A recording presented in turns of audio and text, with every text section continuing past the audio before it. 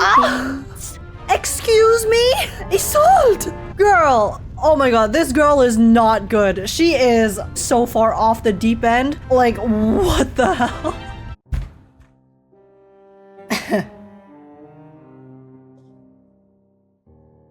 Narcissus is at the root. Okay. I'm not crying, you're crying. Hello, welcome in guys, welcome in! Today we are going to be finally playing the second half of Reverse 1999 Chapter 6. It's the newest story that's come out with the 1.7 update called lucevan stelle. Hey, I figured out how to pronounce it this time. But yeah, last time we played the first half of the story and then we learned a lot about Isolde and then how she, you know, kind of figured out that, oh, she was unable to unrepress some memories and then discovered the truth of the fact that she actually ended up maybe shooting her brother in the past, which was a little tragic. But yeah, anyways, I've been told that from chapter 12 onwards, which is where we're starting today, it gets crazy. It gets batshit. So I don't know if I'm prepared, I'll be honest. I've just heard that everyone says the story is really good and then really crazy and also really depressing. So, you know, it's the trifecta of great things. So before we begin though, if you guys do enjoy, please make sure to smash like, subscribe. I'd really appreciate it. Smash the like button. Like, this story is going to destroy our hearts. Genuinely, and in every sense of the word. So yeah, I can't wait, and let's just get started. Jump straight into the sadness and depression. Alrighty, without further ado, let us begin. So yeah, chapter 12, art exhibit. We just go straight in. Yeah, last time we ended off and then Isolde unleashed that kind of really repressed memory of her shooting her brother, and then she went to go practice for her play, and then Kakania. Oh yeah, Kakania. Marcus told Kakania about the island, about Aperion, which she wasn't supposed to do, and then Kakania told Isolde about Aperion. So I think the butterfly effect is also going to go really crazy here and then cause a lot of death and destruction. So yeah, let's see. Art exhibit. It's time. Age is also madly in love with Kakania, that too. What can I say? I love her big hat, okay? The story goes from 0 to 1,000? Yeah, that's what you guys keep saying. Let's see. From a higher vantage, the view is much improved. Reporter of New Free Press, editor-in-chief of the Pan, the founder of Timekeeper. Oh my god, I thought she said something else there. I thought she was like the founder of the fucker. I was like, Marcus. Oh, that's Aegon Erwin Kish, the reporter who uncovered the scandal surrounding Colonel Alfred Redl. I had investigated this before. I'm gonna go from 0 to 1999, even. Yeah. Maybe we'll even stretch over to 2000 this time around. Adolf Loos, the architect. He designed the Steiner house, as I recall. That's Major Maximilian Honge and his wife.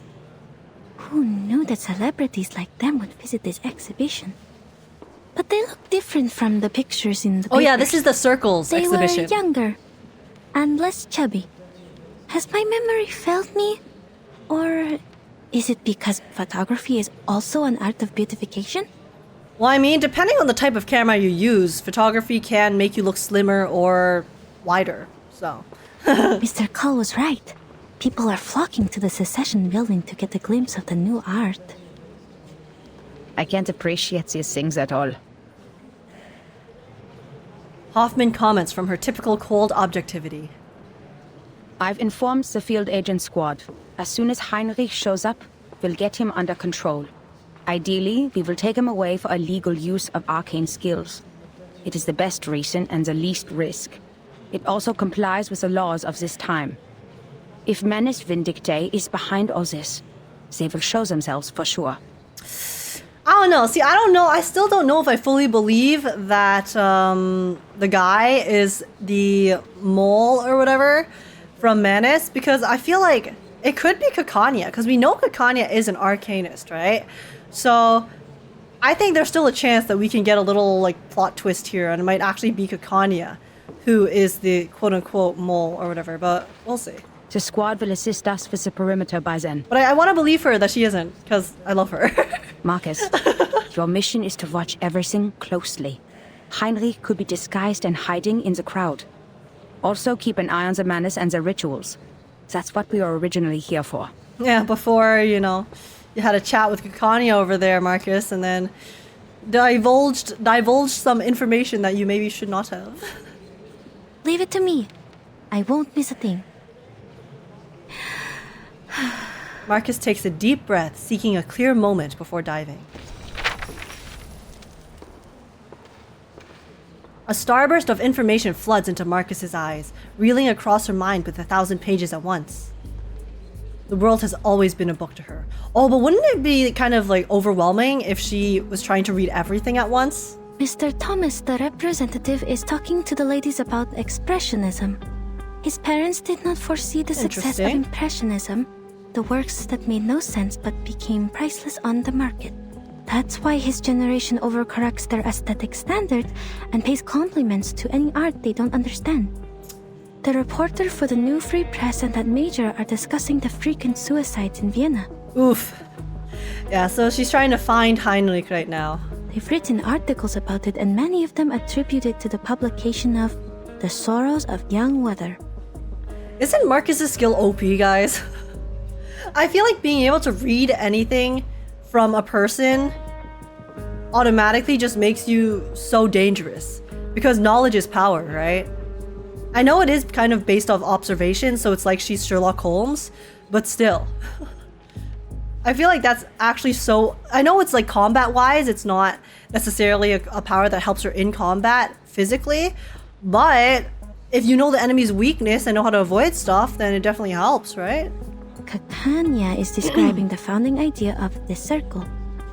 This is the first magic circle drawn by the primitive man. Quite a strong woman. She's literally made to be an investigator? Yeah, for sure. She has 6 eyes, true! I wonder if she got limitless as well. The military exercise in Bosnia and Herzegovina this spring. General That's a good Conrad one. to lose power. A low-pressure trough on the Atlantic Ocean. Ivory-colored paper for official use only. The general. Wife of a cabinet member. Court sand. Is Arcanum a bacterial infection? Is psychoanalysis a new type of mental illness? Seems like now she's just skimming everything. There's like too much happening. Mr. Heinrich is not here. Nothing useful on this page. Where'd he go? Ah, Miss Isolde again. She's the host of the exhibition. See, now every time Isolde shows up on the screen, I'm just unnerved. Because I don't know when things are gonna go down. She seems healthier than the last time we met. Oh, she's healthier? That's a good sign.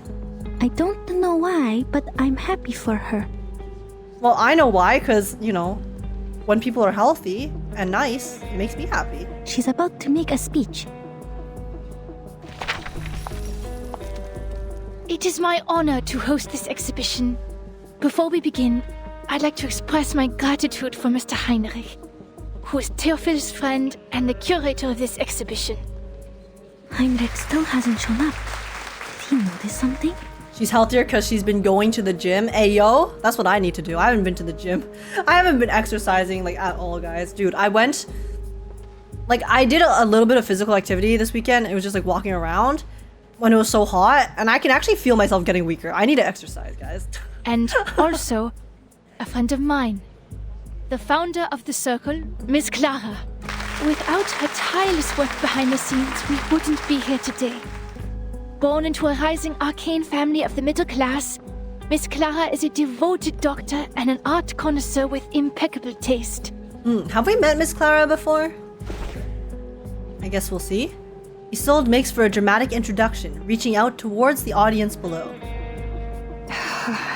Oh, my girl! Dr. Kakania is standing up, greeting the guests. That's an awkward smile. Looks like she didn't see this coming. See what coming?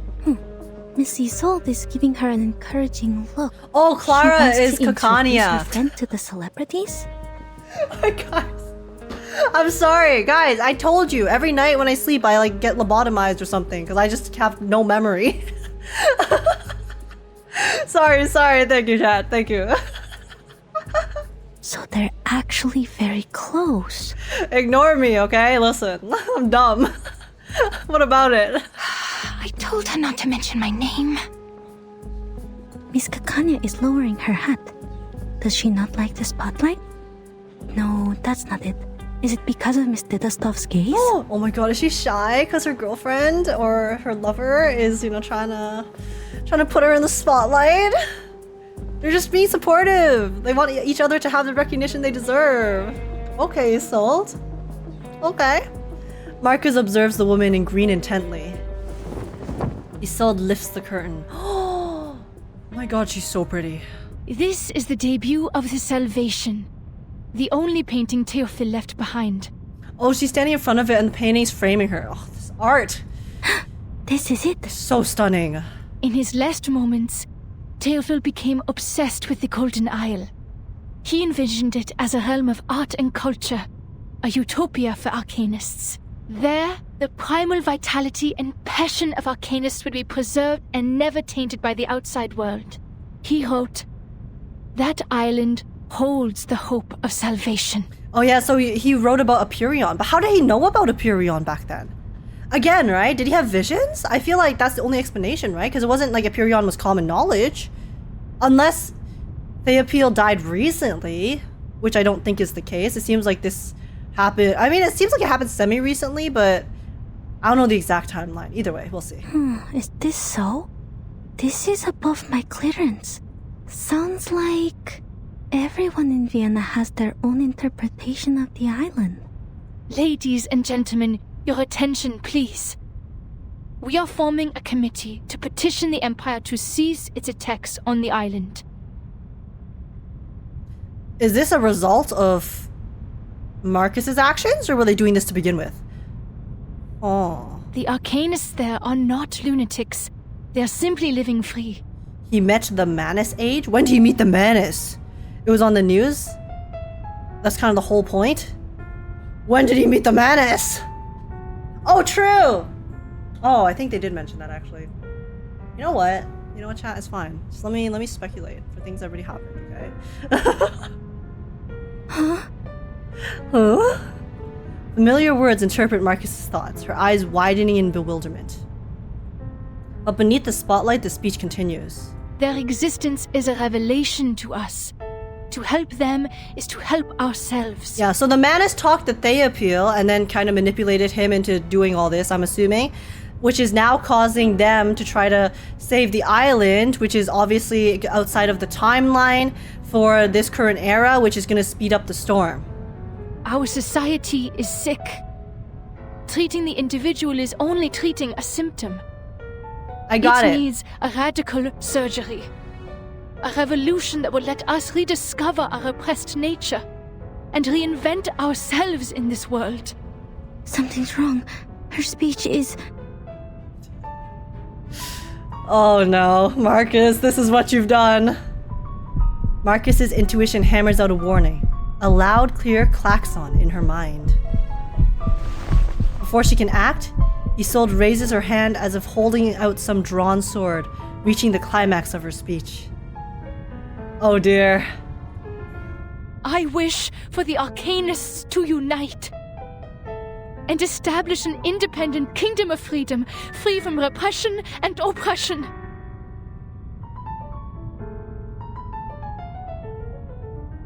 What could possibly go wrong? It's an emergency. Seal the exits. Add Isolde to our targets. Vive la revolution! Oh no. Hoffman delivers her orders coldly and without a moment of hesitation. Marcus, now. What? Am I hearing things, or did Miss Dittledoff really say that? Ay, ay, ay.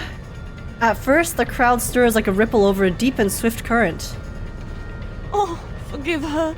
Perhaps Miss Dittledoff hasn't fully recovered from her illness. I think so too. Kakania rises up from her seat, her hat sliding off her knee, stunned hands failing to catch it. What? How? I did not tell her to. Ladies and gentlemen, dear friends, calm down. Oh my god, Heinrich? Is Heinrich gonna come save the day? Or is he gonna stir up more trouble? Let's find out. A man's voice booms from the other end of the exhibition hall. Do not panic, for I have found salvation for you. Never mind. Heinrich? What is that behind you? No, alright. Okay, so Heinrich is the bad guy. Okay. Hoffman, the target showed up. The golems are attacking us. I see it too. The arcane skill of object enchantment. Marcus, give it a read. Armored statues surround Heinrich, reaching a motionless still that creates an odd, if dramatic, tableau. Please do not ignore what Miss Dattersdorf is saying. This is a proving ground for a world-ending experiment. World-ending experiment? A catastrophe is coming. The clouds of war are Okay, he's filling talking up about the storm. sky. Open your eyes and look at all we have now. The music, the art, the ambitions of progress. Man's gunfire will destroy them all. What? Alright. Are you all talking about? Kanye's like, what the hell is going on here? Everyone's Not lost to their worry, goddamn Doctor. minds. You simply don't know yet. The woman, now so strange in the doctor's eyes, reaches out her hand. Follow me and I'll show you everything. Where your dream has taken a root. Kanye's like, wait, since when did my girlfriend become insane? Or more insane than she already was before. Now she's insane in a different way. The appearance of the golems agitates the crowd, and the ripple becomes a chaotic crash of waves. This is ridiculous. An independent kingdom? It is treason. The French don't think so. We are Viennese. Why would we want to leave our own country? That's a joke. That's a joke, guys. For all intents and purposes. Okay. Are these golems works of art too? They look expensive. I'd like one in my collection. Open the door and let us go. This travesty is a disgrace. The globe of arcane skill strikes against the golem but leaves no trace of damage. Damn. Are these golems immune to Arcanum? We can't get to Heinrich. So, are they trying to kidnap all of these arcanists? Madam Hoffman, I read them. Object enchantment strokes. The same ones we found at the Foundation branch. Any signs of the man's rituals? No, nothing yet. Hoffman nods, pressing the communicator again. Golems can only be broken from within.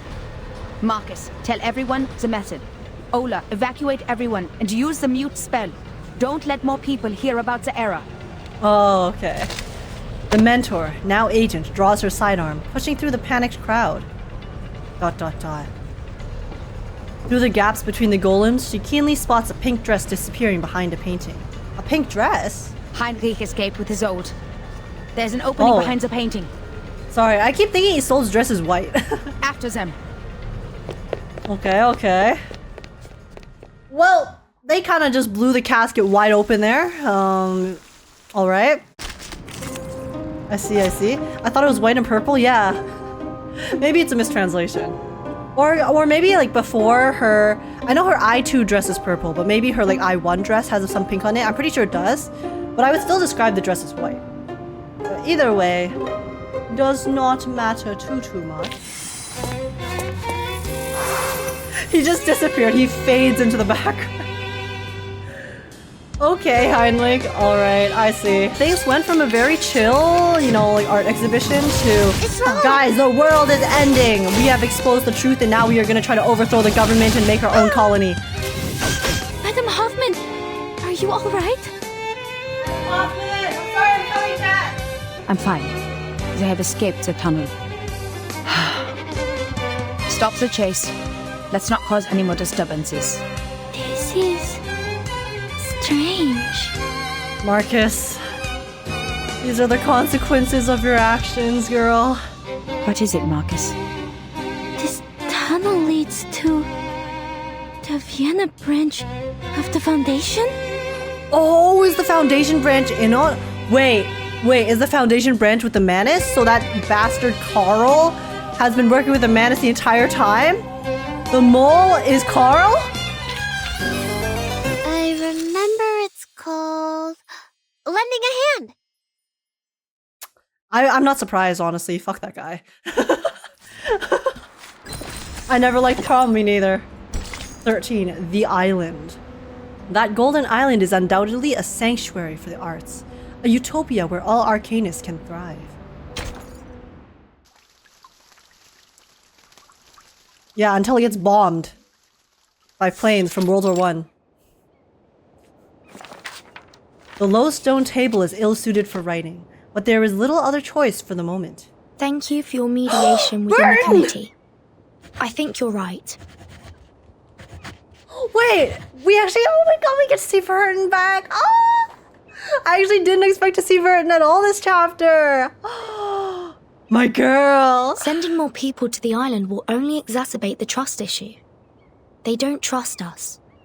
And that's what Arcana wants. Oh, true, Arcana's on the island as well. Right. Things have just got better. And My we can't let anything Timekeeper. else upset this delicate balance. I think... The pen hesitates for a moment, but driven by need, it commits to the paper. if we somehow can't come to an agreement with the Apeiron, we should at least prevent them from allying with the Manus in turn. The letter lingers dangerously on her fingertips. Then, it flutters its wings, flying out of the room as a butterfly, heading at a speed towards the headquarters of the St. Pavlov Foundation. A timely knock breaks the tension in her. Come in, please. The visitor lifts the curtain. The rooms of the School of Apeiron rarely have doors. Such curtains are merely a courtesy for guests from beyond the island. Yeah. There's nothing shutting anyone out here. Good morning, Miss Verton. Oh! Marta? Why does Marta remind me of Madame Besmert? She has like the same hair. And then she's also blind. Or wearing a blindfold. And then there's a side boob window. I mean, Madame Besmert didn't have the side boob window, but... Is this her? I think this is actually her. I'm here to see if you need help with anything. May I have some more paper? There's no way they designed two characters that look that closely similar. Of course. We are always generous in our support of the contemplative. Yeah, and her voice is very similar as well. Thank you, Miss Marta. Don't you want to ask me what I'm writing letters for? Despite all the unpleasant events, the integrity of your soul number is unquestionable. Because the thing is, guys, right? It is very ambiguous at what point in time the events of 1.6 took place. Notes of Shuori? It is very ambiguous. That I'm assuming that happened in the past. But it could also happen in the future. Because this is Marta in the present. So we don't know either like she used to be Madame Besmert or maybe she becomes Madame Besmert. The school's envoy stands silently, her gaze not reflected beneath narrowed eyelids. The Foundation is negotiating with the outside world. They are trying to resolve this unfounded territorial dispute peacefully. According to Yenisei's bio, it takes place in the 1800s. So where are we now? What time exactly are we currently in? In reverse 1999? 1914. Okay. So somehow Madame Besmert became a resident of Apeiron?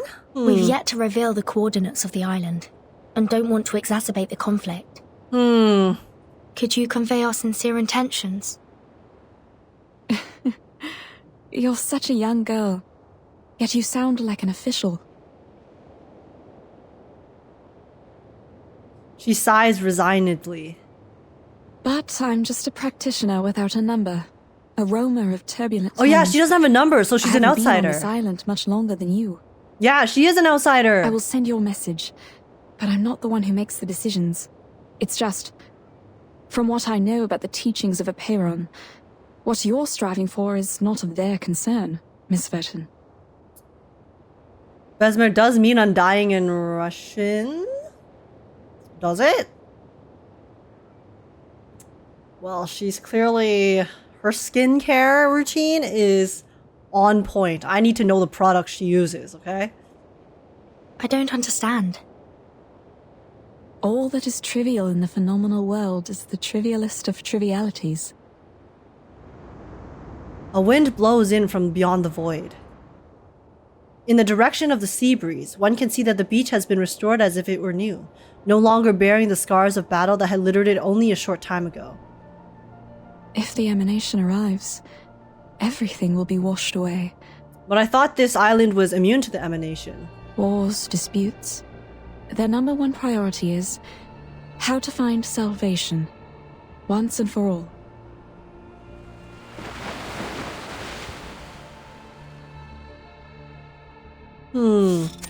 Interesting. Oh, we're back on Empyrean? Like, straight up? Okay. The debate has been ongoing for days. Do we get to see the characters from the previous story? The Hall of Truth occupied by the clamor of their crushing reality. Are we gonna get to see 6 and 37 again? Sophia? Can we see Sophia again? The fact is, we're going astray. Guys, I love Sophia. I want Sophia playable so bad. The emanation in 1999 had taken away almost all our outside contacts. Ever since the incident 4 years ago, we've been cut off from the outside world and have become an isolated island in the emanation. And during these 4 years, no research on the emanation progressed. In the end, the theoretical study of its patterns was proven completely wrong. Okay. Yeah, so the island itself is free of the storm, but obviously, you know, everyone outside of it, so... How long should we sit idly by? Until the humans take over our island? No matter who revealed our coordinates, be it the Foundation or Manus Vindictae, someone should be held responsible. Bruh. 37 is the one in charge of studying the emanation. Save your questions until after she wakes up. 6 is treating her now. Oh, she's ill? Also, talking about the decisions made 4 years ago is meaningless now. What's more, the Foundation is not hostile.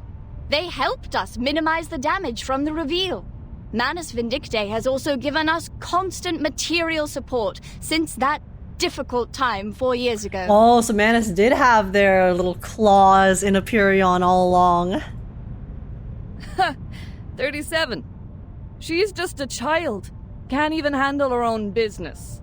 Ever since she brought outsiders to the sacred place, everything has changed. Okay, if she's just a child, then why do you guys put so much pressure on her as a figurehead of the island then? Huh? You give her all this responsibility and pressure because you see her as the chosen one who can see numbers, but then, but she's also just a child, so anytime she makes a mistake, it's like, oh, it's because she's not actually fit for the role, but we're gonna give her all these responsibilities anyways. Make it make sense. Make it make sense. You know you're judging a child in a coma? Even if 37 did something wrong, she's certainly paying for it. Those gathered glare at each other from the edges of the room, seething with anger. Far from their formal votes awaiting the casting of stones, the debate has yet to even produce a single clear topic of debate. The pursuit of truth of days past, now muddied by the dust and blood of the phenomenal world. Don't get angry. Oh my god. What 42 it's is trying to again. say is simple. Even if the emanation will take away the human army, when is it coming? Now that our model has failed, how can we be informed of the next emanation and act accordingly? If pure theoretical research is doomed to failure, and if we must look outward, how can we restore communication with the outside world? Do we stand with the Foundation, or with Manus Vindictae? 0210. I'm still like, I understand him more now, but he's still kind of a dick. He's beefing with a child, okay? A clear voice of opposition rises from below. Like, to be fair, that child is constantly antagonizing him, but he's still beefing with a child. So by default, I can't help but laugh at him a little. 210, your words are provocation. Are you saying that we should stop being neutral and get involved in the endless faction disputes? This is against what Apiron stands for. I can't agree either. The truth is supposed to keep us off the Wheel of Birth, not on it. I was just interpreting what 42 had in mind. Moreover, we're already caught in the Wheel of Birth. Human weapons were undeniably dropped on our island before. Okay, so they... Oh yeah, true, because they ended off getting bombed last time, right? I just thought that the bombs didn't actually land because it looked like Verton was fine. Because Verton and 37 were both on the beach, right? So I thought that, you know, if Verton is clearly unscathed, then I assumed everyone on that beach was unscathed. The tragedies it caused and the thirst for justice will only keep us trapped in this cycle. Maybe Verton just has the ultimate plot armor. But what caused this cycle to begin with? Brothers and sisters, you are blinded by the shrapnels of that conflict, and you're missing the essence. Listen to me and I will tell you. Cut to the chase, 210. It seems you're the one blinded by your own rhetorics. Who can get me the stone clock on Six's seat? I'll clobber him myself. I'll clobber.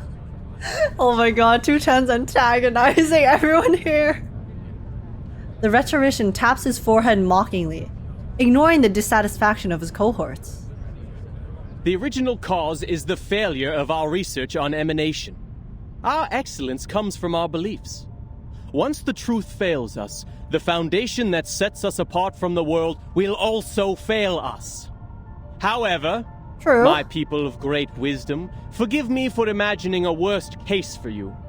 We believe the book of nature was written in the language of mathematics, and every number is a transcendental existence living in the kingdom of eternity. Is he about to say that the numbers don't actually, like math, might not be able to solve everything? That is everything against what Apurion stands for. If he says that, this is going to be huge. Math is the path to truth. The calculation of math patterns has led us to pursue the fundamental knowledge of the world. The origin of Numa. Okay. But what if the supreme existence has no pattern at all? What if the ebb and tide of Numa is chaotic and irrational? Oh my god, he's actually doing it! An uproar ensues. Yo, okay, you know what, guys? Actually, I take it all back. 210 has got guts, okay? He has the biggest balls of everyone here. To say that in front of a society that runs on that belief is crazy. Even if true. 210, are you denying our beliefs? That's insane. Are you saying the results we've achieved are just coincidences? The fundamental theorems of ancient mathematics? The applications and improvements from modern mathematics, the mathematical laws in atomic clocks, and leafination? And every prophecy of emanation that were proven correct, were they all just a collective dream of ours? Not necessarily. Like, math can still work, it's just that there's obviously, it's not everything. Well, like I said, I was just imagining a worst-case scenario. Yo, the balls on this man. Holy crap. Exhaustion is also a common method of proof. Yeah, it's, what was it, confirmation bias?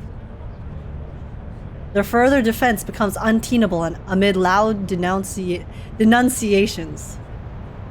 The calls rise one after another, bouncing against the stone walls of the hall and reaching the ears of listeners outside as an echoed cacophony.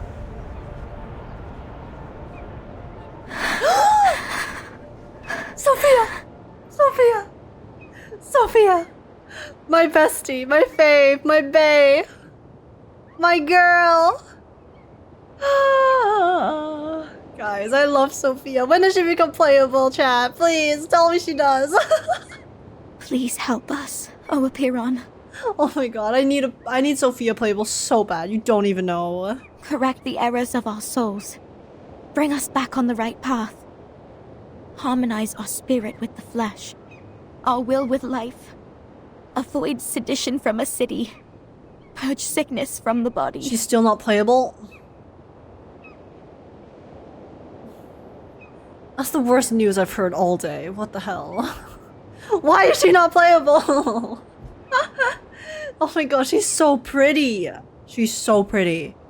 If you make her playable, I feel like you just rake in the dough, you know? Give us Sophia, please.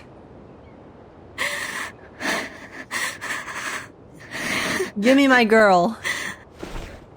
Sophia wipes away her tears. A flock of seagulls flies over the beach. At least make her romanceable? Exactly. They circle and dance in the air with an unusually delicate grace, more like butterflies than birds. They don't look like seagulls.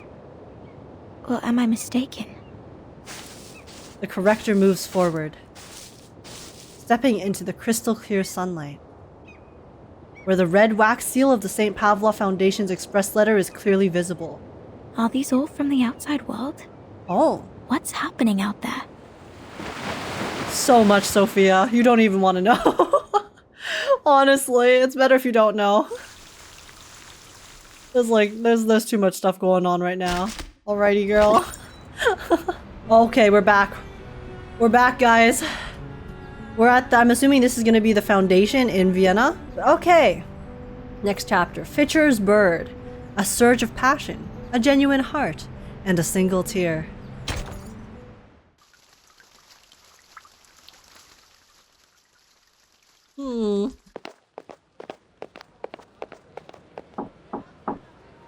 I'm looking for Isolde von Tittersdorf. Two vigilant eyes appear from within the vent. The watcher silently looks over Kakania, then opens the underground passage. Wait, there's a secret passage? Or is this the one they escaped through? I think it is. I'm looking for Isolde von Tittersdorf. A small window opens high along the stone wall. A different watcher now looks at Kakania again. More indifferently this time, unlocking the iron door with a key. Oh yeah, this is the Foundation! I'm looking for Isolde von Tittersdorf. I'm looking for my girlfriend. The ragged peddler, a stranger to Kakania, nods with strange recognition.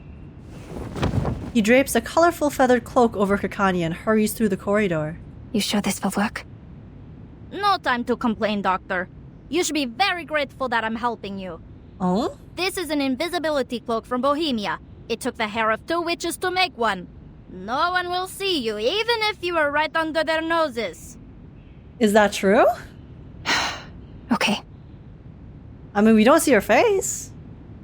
The stiff feathers cover her entirely, making Kakania feel like an odd, flightless, if colorful bird. Enduring the discomfort of the smell, she quickens her pace. The sound of her own footfalls accelerates her heartbeat. Though she tries to remember they are only audible to her. She turns a corner, then passes through it to another corridor. Things might well have gone smoothly, if not for some unexpected occurrences. Huh? Oh. Where did the feathers come from? Oh, did the feathers come off her hat? Oh no. Holy, it's losing feathers. I should have known these arcane devices were it's unreliable. no, it's the cape. I'm so close. Kakania breaks into a run, her billowing skirt escaping the cloak's cover and so appearing in the air behind her. Hey, wait. Isn't that the wanted criminal Kakania? The traitor! Wanted criminal? Disturbing the peace, inciting treason, and bewitching citizens with arcane skills? How dare she infiltrate the government? Wait. Is that like a recent development because of what happened last chapter? Or has she been like this all along? Kakania became the scapegoat? Oh, okay. Halt! You're under arrest! Yo, Kakania, this poor girl. Her girlfriend runs away while trying to incite a revolution and then drops all of the blame on her after leaving her behind. Yikes.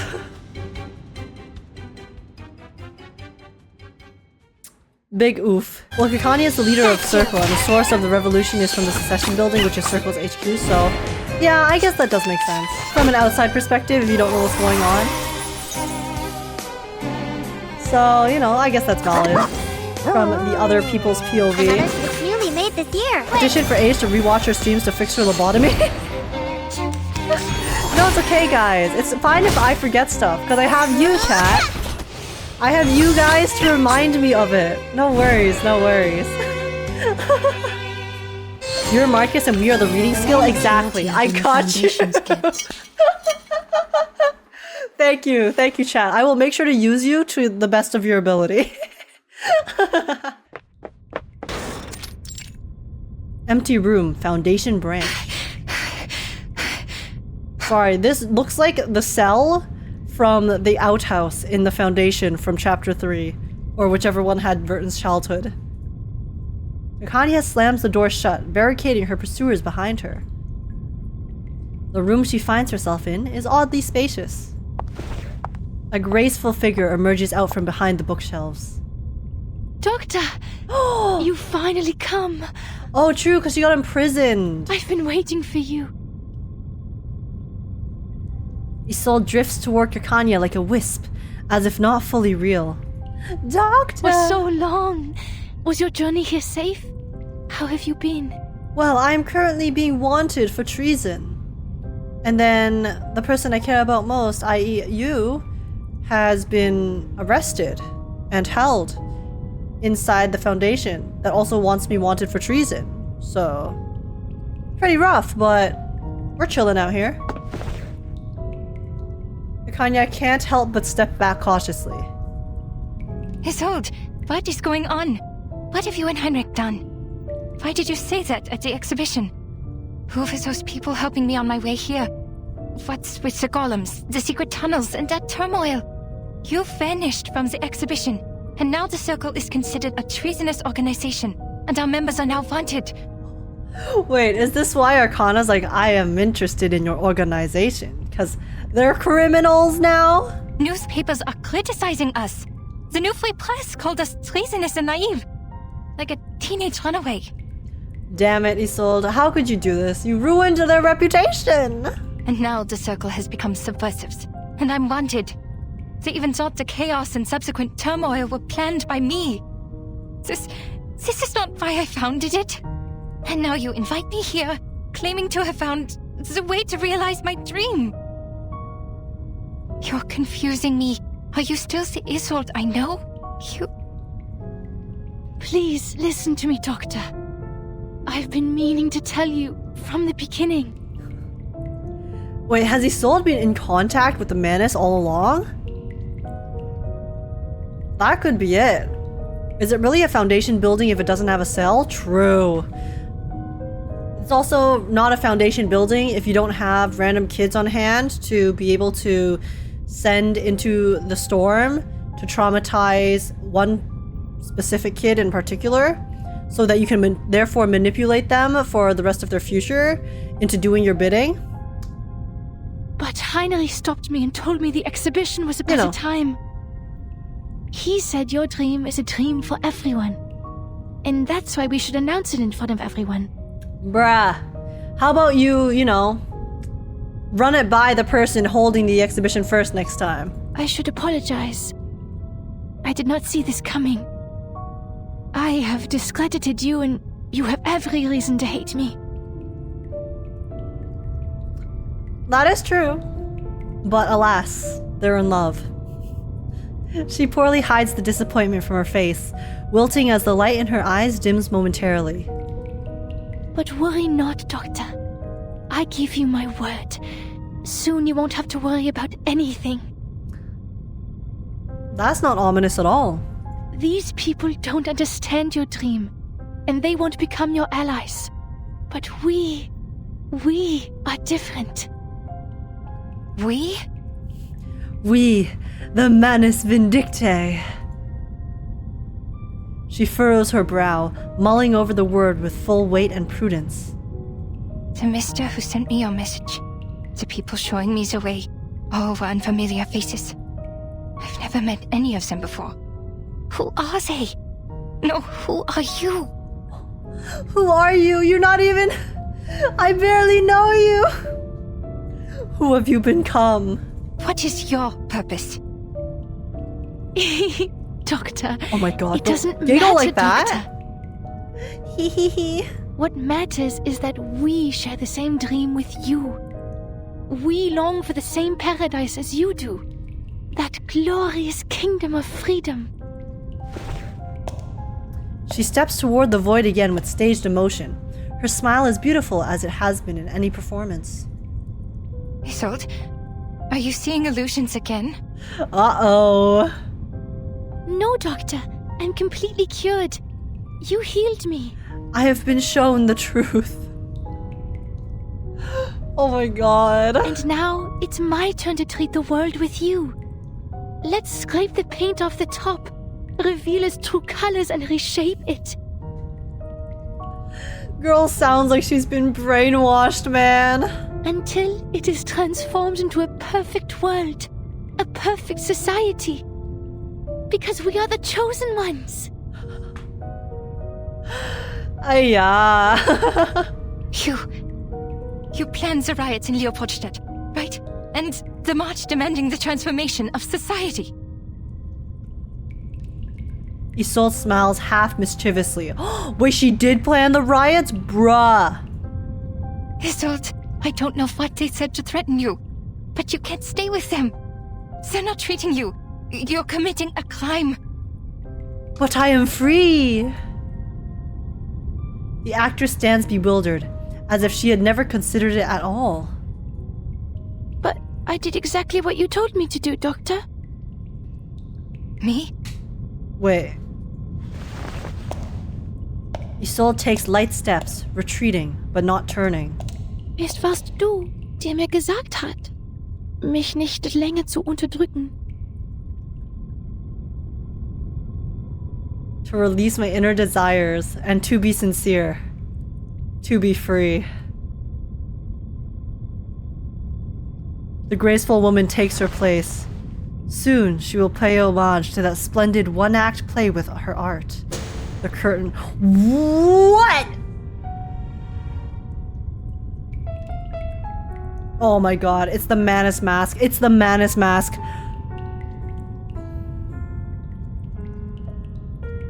Isolde nods, turning in a move at first bashful. But then, her face returns, now hidden behind a black mask. Es warst du, die mir gesagt hat, dass unsere Gesellschaft eine Operation braucht und dass wir Organisten einen neuen Lebensstil brauchen. Oh my god. Once again, Arcana breaks these lovers apart. Is Arcana homophobic, guys? Is this why? She makes Schneider and Verton, have a very tragic parting. Now she's causing Isolde and Kakania to have a big rift between them, torn between them. Is she doing this because she hates Yuri? It's all Arcana's fault. How could she? Ist das nicht auch dein Traum? Ich möchte dir nur die Wahrheit der Welt geben. Ich möchte dir nur deinen Traum zurückgeben.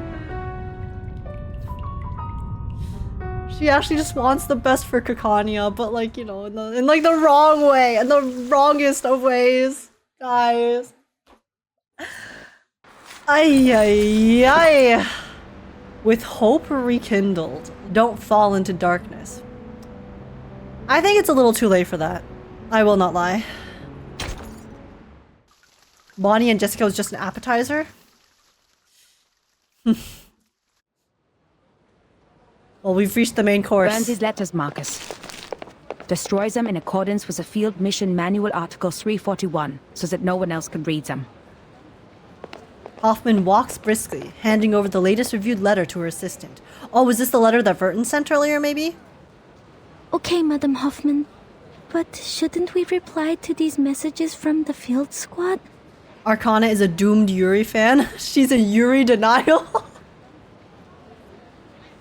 I guess so. She said, if I can't have it for myself, I will make sure no one else can have it as well.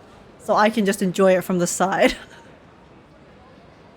Don't bother. The secret letters are sent to all active investigators above rank 4. The squad is like the watchers of the critical points. They collect and record every event different to the ones in history and report to the Foundation. These incidents will be the index for evaluating the stability of the current era. In other words, the more reports they send, the more unstable the era is. Well, this keeps every field investigator up to date on the situation so they can plan their next move. In the past, we have seen too many tragedies caused by a lack of information. Yeah, in this case, it was like slightly a bit too much information, you know? But now, our own task is more urgent. That one little tidbit that Marcus shared, unfortunately. Hoffman bites her lip, rushing Marcus around a corner. Recent events have added a few more strands of white to her hair. Just a few? Like not, you know, I'm surprised she doesn't have a full head of white hair now. The Circle publicly committed treason. Isolde and Heinrich disappeared. Kakania became wanted. The Leopoldstadt riots and the march of the lower-class arcanists may be directly related to them. Heinrich and Isolde's speech is like the sparks that ignited the powder keg that is Vienna. The riots have been going on for days. Oh no! But why was Miss Kakania wanted? Well, because she's the head of the Circle. She didn't act out of line in the exhibition and seemed totally unaware of the speech. All she had was the book which didn't belong to this era.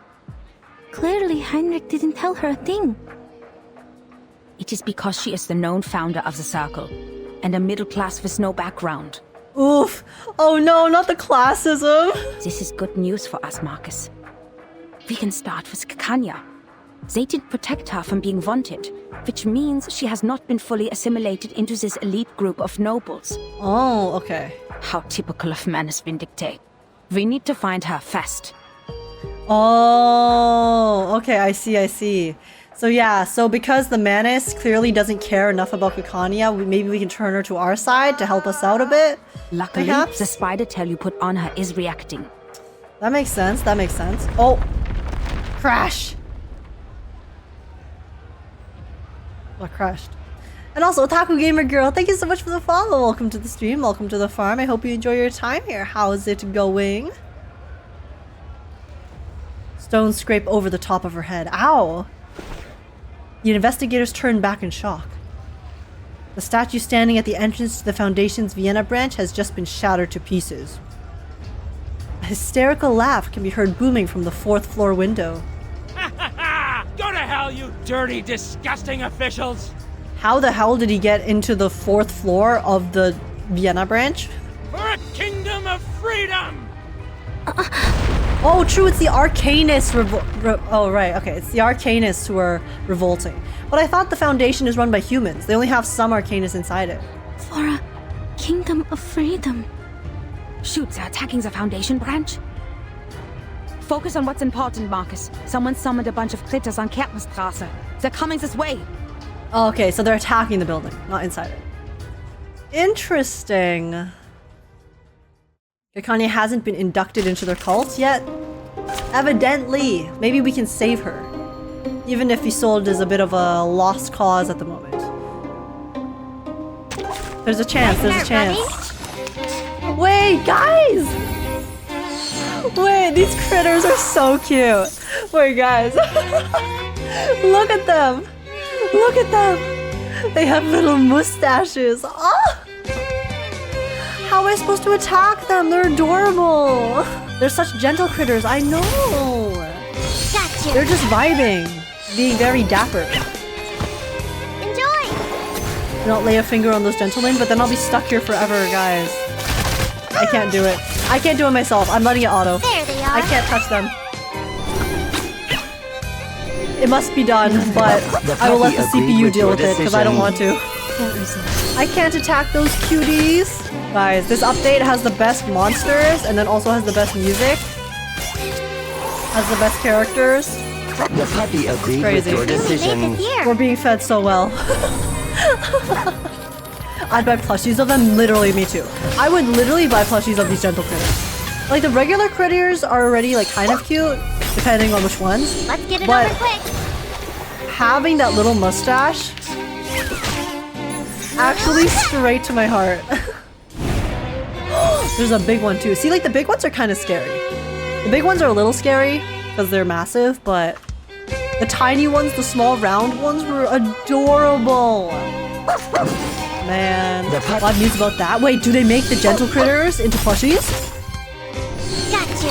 The cuteness aggression is off the charts for carpuncles. I know. It's extra fluffy. Because they remind me a little bit of the soot balls. You know the soot balls in Spirited Away? And how cute those things are. Obviously, it's just like a small black fluffy looking thing, right? They made one into a plushie for anniversary? Is it a regular carbuncle? Or is it the gentleman one? Wait, really?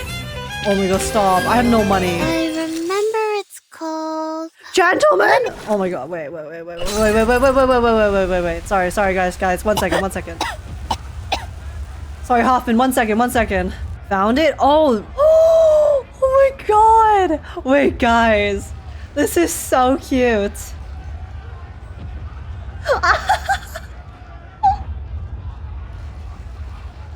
Stop, guys. I have no money. Wait, but it's only $30. It's only $30. $30 for like a tiny ass plushie is a lot of money though. But it's not like so expensive that I, would just like write it off immediately. There's shipping to consider too. Oh, true. Yeah, shipping to Canada is always like 10 times the money. But look at it! You know what? We'll leave this for later. I'll contemplate later. We'll see.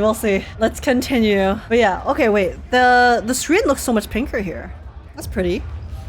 A strangely scented smoke spreads out over the street, making the already chaotic scene even more incomprehensible. Something's wrong with this mist. Maybe the evaporation of the arcane potion. Devil's shoestring, judging by the smell, for better diffusivity. Marcus, cover your mouth and nose, but enter the Foundation's branch when it clears up. Okay. Hoffman pulls Marcus's hand, darting through the crowd at a speed to avoid inhaling more of the unknown gas. At last, they reach an area not yet engulfed by chaos. For now, all that's left for them is to wait. ... The unseasoned investigators stand stunned and uncharacteristically vacant in mind. Marcus, are you okay? Did the mist get to you? No. Does Marcus realize, I guess, that maybe it was her words that caused this? Marcus pats her head, where a layer of cold sweat is formed. Madam Hoffman, the terrorists and the people in the march, what they shouted, for a kingdom of freedom. The puppy is sad, I know. That's what Miss Ditterstorff said in the exhibit, and she quoted that from Dr. Kakania. Who got it from me? And it was me.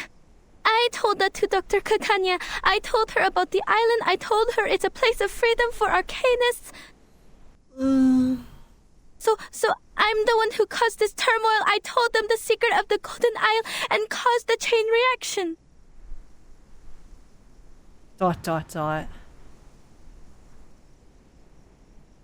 Hoffman seems to have neither words of comfort nor criticism planned. She bites her tongue in her mouth. Marcus, meanwhile, collapses slowly to the ground as she holds her head. Oh no! I didn't listen to you. I'm too reckless. I lack rational thinking. I'm unstable and out of control, and the one thing I can control, my arcane skill, didn't help at all. You vouched for me and appointed me to the field mission from the headquarters, but Why is her VA so good? Guys. Maybe it is like what you said. Hoffman rubs her temples figuratively, ignoring the now pale complexion of her subordinate. Yeah, well, yeah, maybe that is what happened, right? But you can't change what's already been done, so we just have to move forward to try to fix it and not make the same mistake again. Maybe you did play a role in this era, causing a butterfly effect in history. But trying to be responsible for everything beyond one's capability is a symbol of irrational hubris. Yes, you would get an irrational number on a Perion. First of all, creating chaos in this chaotic time is more than easy. Just look at all the frequent ethnic conflicts, assassinations and espionage. If not the Circle and Isolde, the Menace will find themselves a different flashpoint. You never know how the leaked information will simmer. Its subsequent spread is uncontrollable, and remorse would be useless. The thing is, everyone has their own ideas about that island. Your words just deepened the expectations. True. Still unfortunate, though. Her cheeks finally regained some color. As for your self-assessment, we have all heard it. Humans are more rational and arcanists are more emotional. They are sensitive to the darkness in the world so they can easily become absorbed in their own emotions and ignore reality.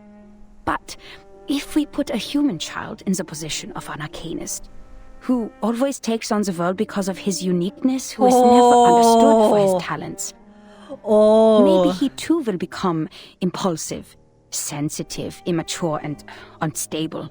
Oh my god, Hoffman just debunked the entire nature versus nurture debacle, right?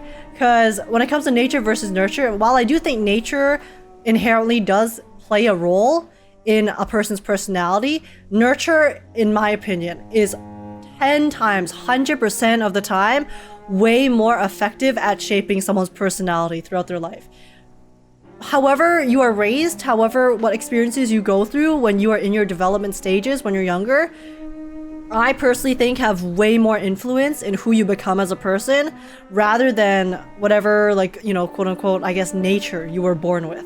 Because everyone is born innocent of the world, innocent of everything that's happening. You only learn about stuff that happens in the world, and then your subsequent decision making happens because of the things that are, like, you know, taught to you, right?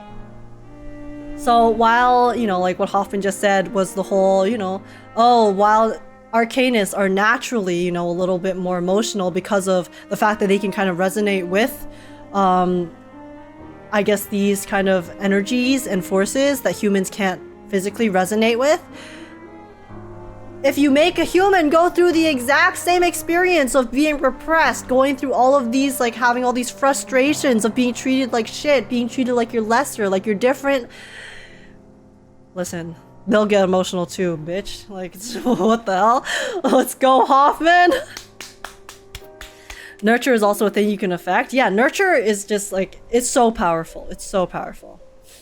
Alright, Hoffman's a real one, guys. And that's why it sometimes dawns on me that if we put an arcanist child in the position of a human being who receives enough love, education, and positive feedback, these instabilities might be controllable. At least enough to keep them from hurting themselves or others. Verton is the exception. Verton is just literally built different. You throw any sort of trauma at her, she still comes out an amazing person. Verton is the exception to this rule. Madam Hoffman? I took you away from the storm in 1912. It has been a long time after that, so I know how precious it must be for you to return to 1914. Oh, yeah, to her own time. Hoffman ended the racist. Hoffman ended the bad parents as well. Bad parenting. True, but Verton is also not okay. She's not, but she deals with it like a champ. Comparatively to most people, I would say. Like, the amount of stuff that she's experienced, I feel like most people can't handle that. They wouldn't be able to go on. And your urge to complete the mission and go back to Romania. You are not an impulsive person, Marcus. You're just growing up. Yeah, you're still a child, Marcus. Let's chill. And you do need to grow. Hoffman brings her hand to her mouth, coughing softly and hesitantly. As for appointing you, it was by my own will. Oh. Because the age of humans has come to an end. Hoffman! The age of humans is ending? Guys, wait, Hoffman's such a good character. Marcus staggers back to her feet. Contrary to her expectations, Hoffman's expression is unchanged. As if she is merely stating an established fact. If the errors keep on regressing, human technologies would fail to accumulate. Meanwhile, arcane skills that depend largely on the individual's potential will shine. True. That makes sense, actually. In this war of reversals, futures and time, it is you who will survive, not us. And that's why sooner or later, you'll have to go at it alone. This is the most rational assessment I can make for the continuation of civilization. Rational. But I've been doing my best to be rational as well. Even though I keep reading and practicing information analysis, I can't make a choice. What if I make a wrong choice? What if there's no right answer? Marcus. What if I never told Kakania about... Yo, guys, wait, Marcus is me for real. This is like how my brain functions. When I make a mistake or do something that I deem wrong and then realize it after, my brain just goes crazy with trying to deal with all the what ifs of like, oh, what have I done? You know, the guilt, everything. It overwhelms me. There is nothing mysterious about rationality. It simply guides us out of confusion and straight to the essence of things. The essence? The reason why we're doing a job here is simple, Marcus. Arcanists keep going to the menace. It's because they can promise the salvation while we can't. Therefore, decoding their immunity ritual against the storm is top priority. If we can't, being isolated on a small piece of land, we're bound to meet our end in this temporal catastrophe. Yeah, that makes sense, right? The thing that gives the mana so much power is the fact that they can literally save people. While it's like, oh, what? We can't bring everyone to, you know, that tiny school or a tiny island. We're not the only investigators sent by the headquarters.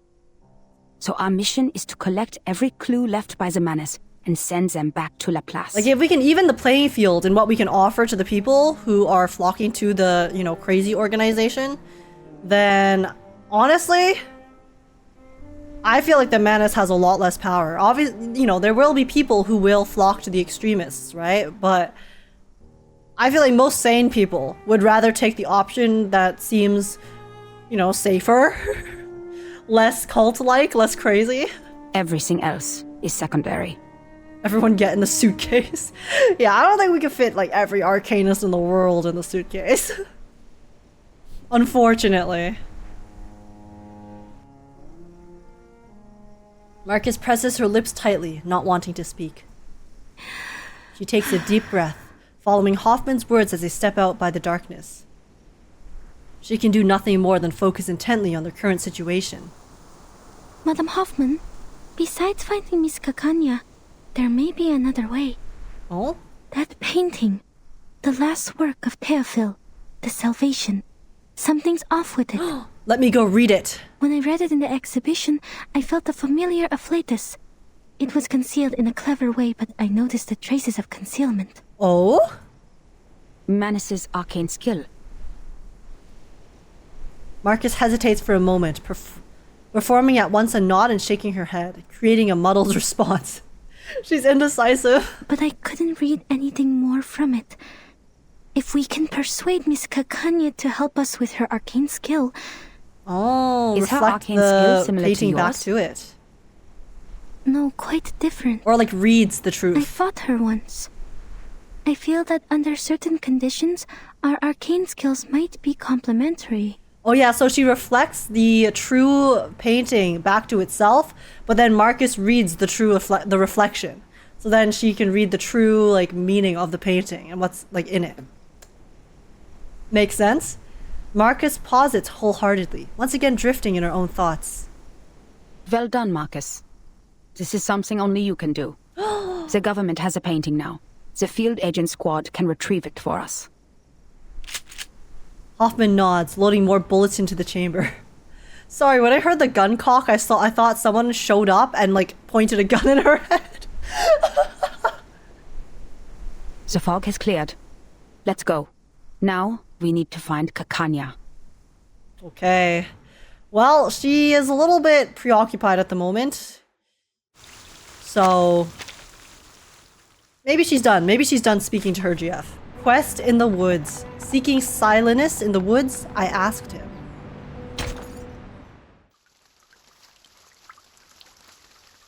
Yeah, this time we have opera trauma, war trauma. Okay, we're back to the lovers. What are you the talking doomed Yuri. about? Storm? The war? I don't understand. Kakania covers her head, retreating backwards. If that's true, then the world we are living in, the era, and the people, everything will be destroyed in the near future. Yep. That's the vibe. Outside, the thick smoke of the riot rises. Far away, the windows of the cafe are shattered by debris, and people scatter in all directions. Oh, true, because even the Foundation's getting attacked, right? And in the distant grand halls, and in the exquisite mansions filled with roses, the waltz of the great empire continues to play. Only the chosen ones will survive the storm. What about the others? Millions out there have never even heard of the storm. Unlucky then, I guess. Yes, only the chosen ones will survive the storm. This is a trial, Doctor. Isolde, oh no. She remains smiling and calm, like an uncanny portrait of her former self. A person Kakania feels she no longer knows. Or maybe never did. A trial? Then who started it? Who decided the standard? You? Or the so-called guiding one? God? Or the supreme existence? Oh my god, Kakania's going off. Who gives them the power to decide the fate of others? Who allows such absurdities to happen? Oh my god, I love her so much. This is so powerful. She steps forward with each salvo in her barrage of questions, voicing the confusion burning in her mind. What is the past with the right order? If time just keeps going backwards, when and where will it stop? Never. To a time when man did not exist? Or to a time before civilization? Then why did we write poems, pursue art, and develop civilization? Why did we try so hard to make progress? What was the point of it all? Oh my god, she's asking all of the real questions. What? Preach, girl, preach, yeah! Her chest heaves like a burning furnace, rage red hot in her face. Meanwhile, the delicate figure ahead only slightly furrows its brow. I don't understand, Doctor. The cold face tilts as if taken with genuine bewilderment. Why are you so concerned about the others? Huh? Kakania suddenly feels a chill rising from her hands and feet. When we reach the new world, we can fully realize your dream. We will create a kingdom of freedom for everyone. As for the embers of the old world, they are like a tumor that should be removed. Oh! Isolde! I care about them. Oh my god! A tumor? Should be removed? Jesus! Kakania watches her brow. Oh, watches her bow. We're a tumor? Unlucky, guys. She remains standing on the stage. Isolde gently lifts her skirt, swaying her body as if dancing. Her voice melodious, as if singing. No one else hears the silent waltz she's dancing to beneath the drumbeat of explosions outside. Oh my god, she's even dancing to the cacophony. This is straight out of a movie. Look at this painting. How chaotic it is. Look at the repression in the darkness.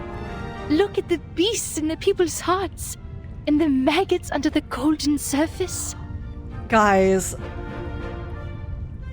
I don't think I can fix her. I listen to them as they listen to me. I think we've gone past the point of no return. I will not lie, chat. The shadowy echoes inside the skulls. The cacophonies of chaotic colors. The smudges on the canvas of rationality. And the filth in front of magnificent boulevards.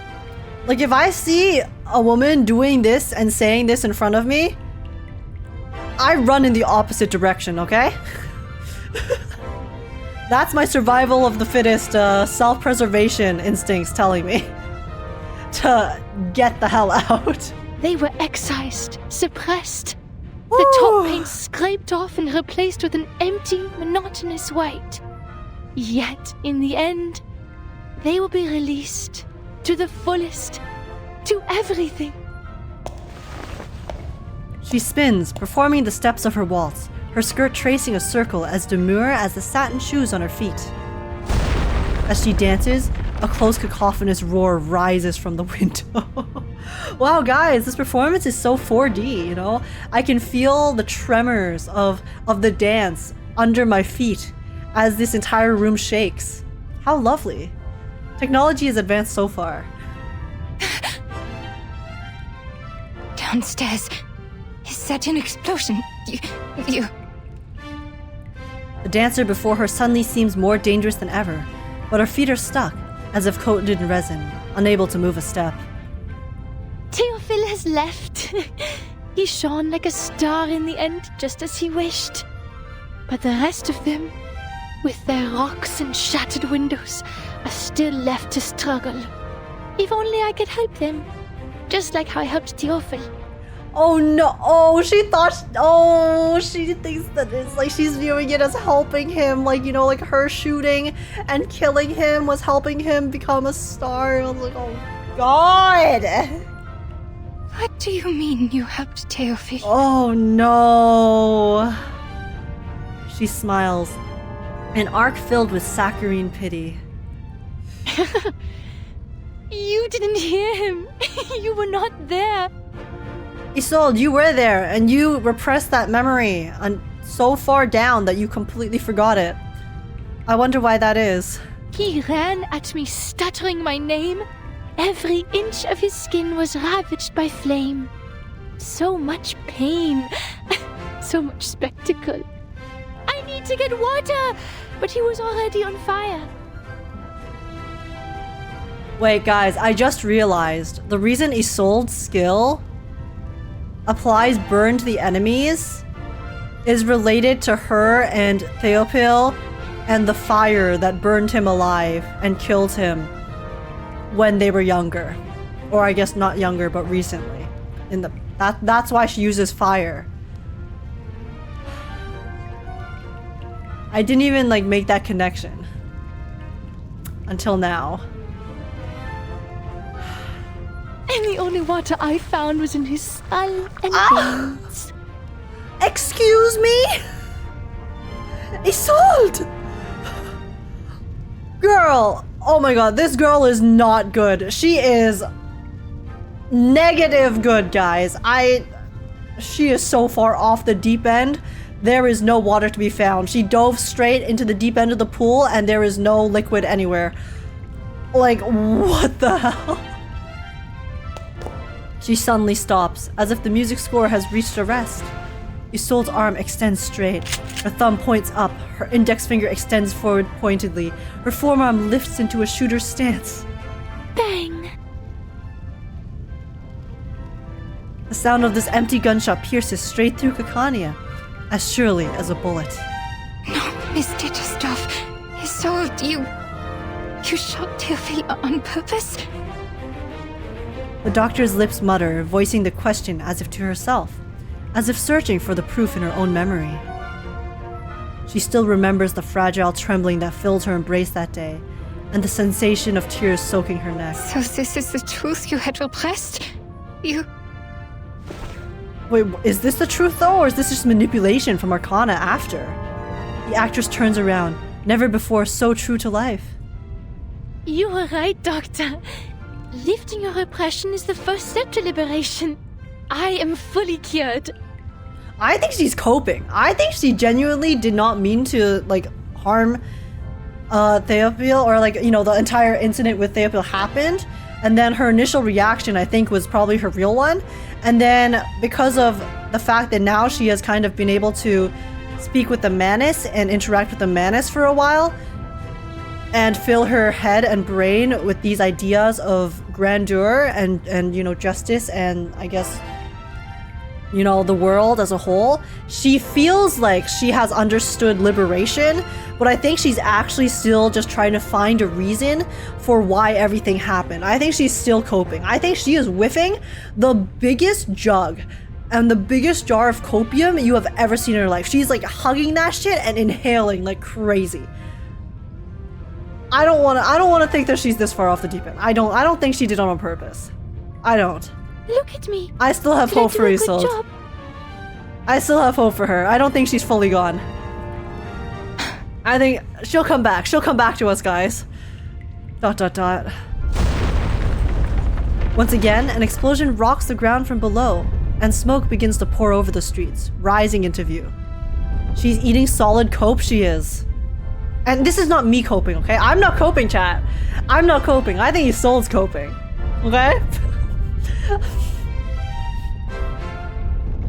This room, so rich in history, is shaken by bursts of long-aged dust. Come with me, Doctor. I am inviting you, just like how you invited me. Let's heal the world and save it together. Like, I think she needs to have a, like, good reason that she can agree with for why everything happened the way it did, including her actions, too. Because she needs to find some sort of, you know, I guess light at the end of the tunnel for her to be able to actually deal with the trauma. So she is literally just kind of... she's trying to, like, grasp onto any sort of, like, reason that can turn everything that happened into something good. Which is that, you know, it all happened so that they can save the world. I think that is the cope she is currently trying to convince herself of. The actress turns and reaches out, but now there was no one before her. Only an empty door. Huh? Doctor?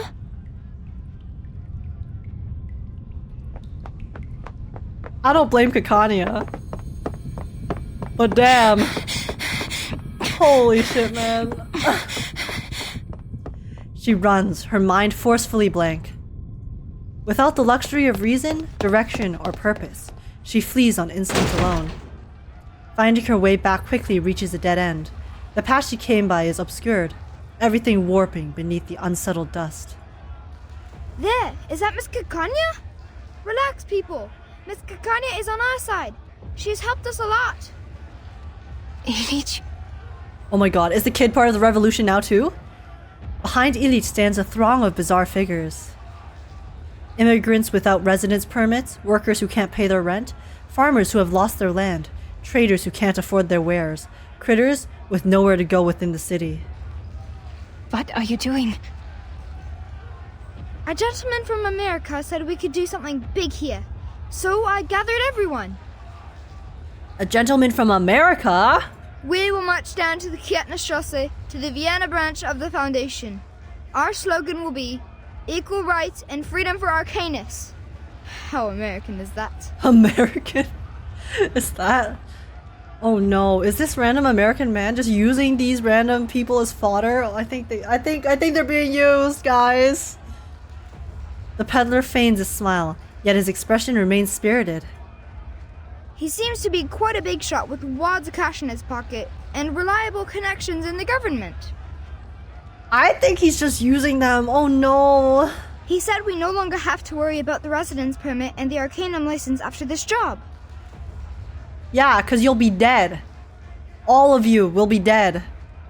So yeah, you don't have to worry about paying rent. Don't have to worry about getting food, paying the bills. Because, you know, there's going to be no one there to pay them anymore. Because you won't need them. Because you'll be dead. ... No longer. Kakania chews on the words absent-mindedly, but the hopeful figure immersed does not seem to notice.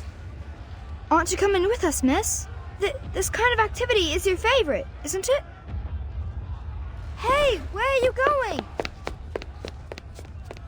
Rest in peace, Ilich. Right. Where are you headed? Dr. Kakania, isn't this exactly what you've always been so passionate about? Doctor, isn't this exactly what you've espoused, just put in practice? Out of nowhere, she recalls the words of that poem.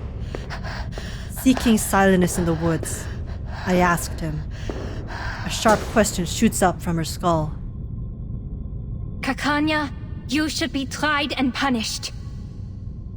Why? You gave your friends hope, prescribed them treatment, and vowed to stand by their side. But now you're silent and turning away. This is a betrayal. Okay, but her friends all went batshit crazy or are just getting manipulated by, terrible people. So, You betrayed your patient. You ran away from your kind. You are unfit to be a psychiatrist. You are not worthy to be a human being. What am I supposed to do then? My patient, I never figured out her true thoughts and feelings. And my fellow kinfolk, they were innocent and unaware of the manipulations of the influential. Yeah? Even I was in confusion. How could I tell them the truth that I didn't know? How am I supposed to face the overwhelming madness and destruction on my own? So you're just someone who happens to stumble upon the truth? A bystander who happens to be watching from the shore? This is why you are a disgrace. Yo. These are my inner demons coming for me. What the hell? It's a sin to just stand by and watch. It's a sin to promise salvation, but fail to bring them ashore. It's an even greater sin to ignore this tragedy and turn away. Yes, I admit. But what is she supposed to do? I'm a hypocrite. I used to be so eager to help my friends, but when they really needed me, I turned my back on them. I told her to release her repressions, but when she actually did, I couldn't face the destructive consequences. I propagated my dream with great enthusiasm, hoping all my kids could live in a free world. But if it's realized in this way, it's the worst nightmare imaginable for everyone. Everyone here is a victim, man. Yeah, there's not a single character who is not just going through crippling guilt or trauma or just manipulation at the moment. It's kind of rough. No one catches a break. You know who I don't want to catch a break? That Carl person. Can we actually, no, you know what? I said I never wanted to see Carl again. I would like to see Carl again. I would like to see Carl on my screen so that I can watch him suffer. Because if everyone else is suffering like this right now, then I need to witness that for myself as well. Okay? Agreed? Also, Joseph, thank you so much for the follow. Welcome to the stream. Welcome to the farm. I hope you enjoy your time here. How's it going? Yeah, I need Carl to show up again and then get wrecked, okay? I said I would start the secession of the Arcanists, but what is the essence of this movement? A rebirth? Or a complete betrayal? I'm just like my father, mother, and brother, who tried to shed the label of Arcanists selling small wares as soon as they climbed up the social ladder. I'm lost. So please, tell me, what should I do? Your best. The reply is a cold laugh. You already know, don't you? Wer wird im Regen verschwinden? Who shall vanish in the rain? That is way too ominous for my liking. Wem wird das ewige Glück gewährt? Who shall be granted? Who shall be... Und diese Leere. Okay. Das Aufhören der that Existenz. Emptiness. The cessation of existence? In a daze, she stands in the middle of the ringed road, letting the chaos pass by around her.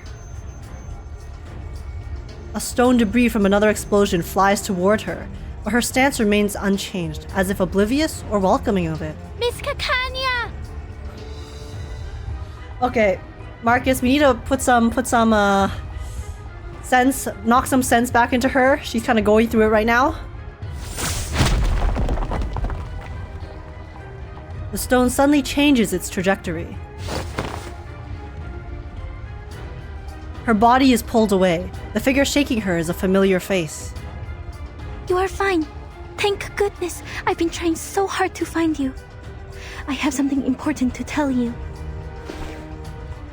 The young assistant clutches the doctor's sleeve tightly. A catastrophe is about to sweep across the globe. Yeah. I could tell.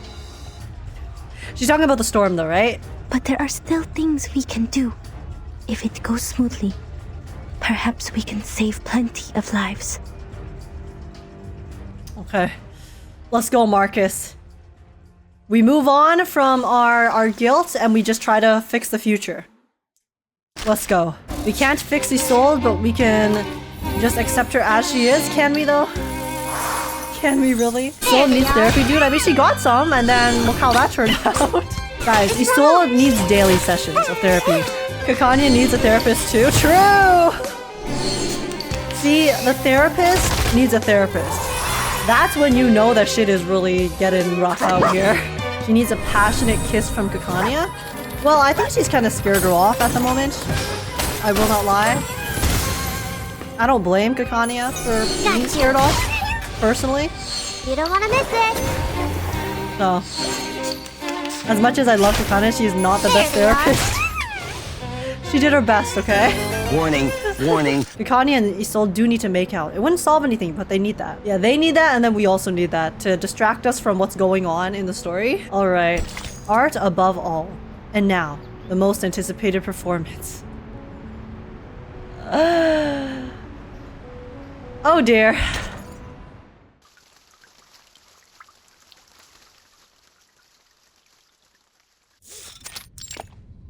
Oh dear.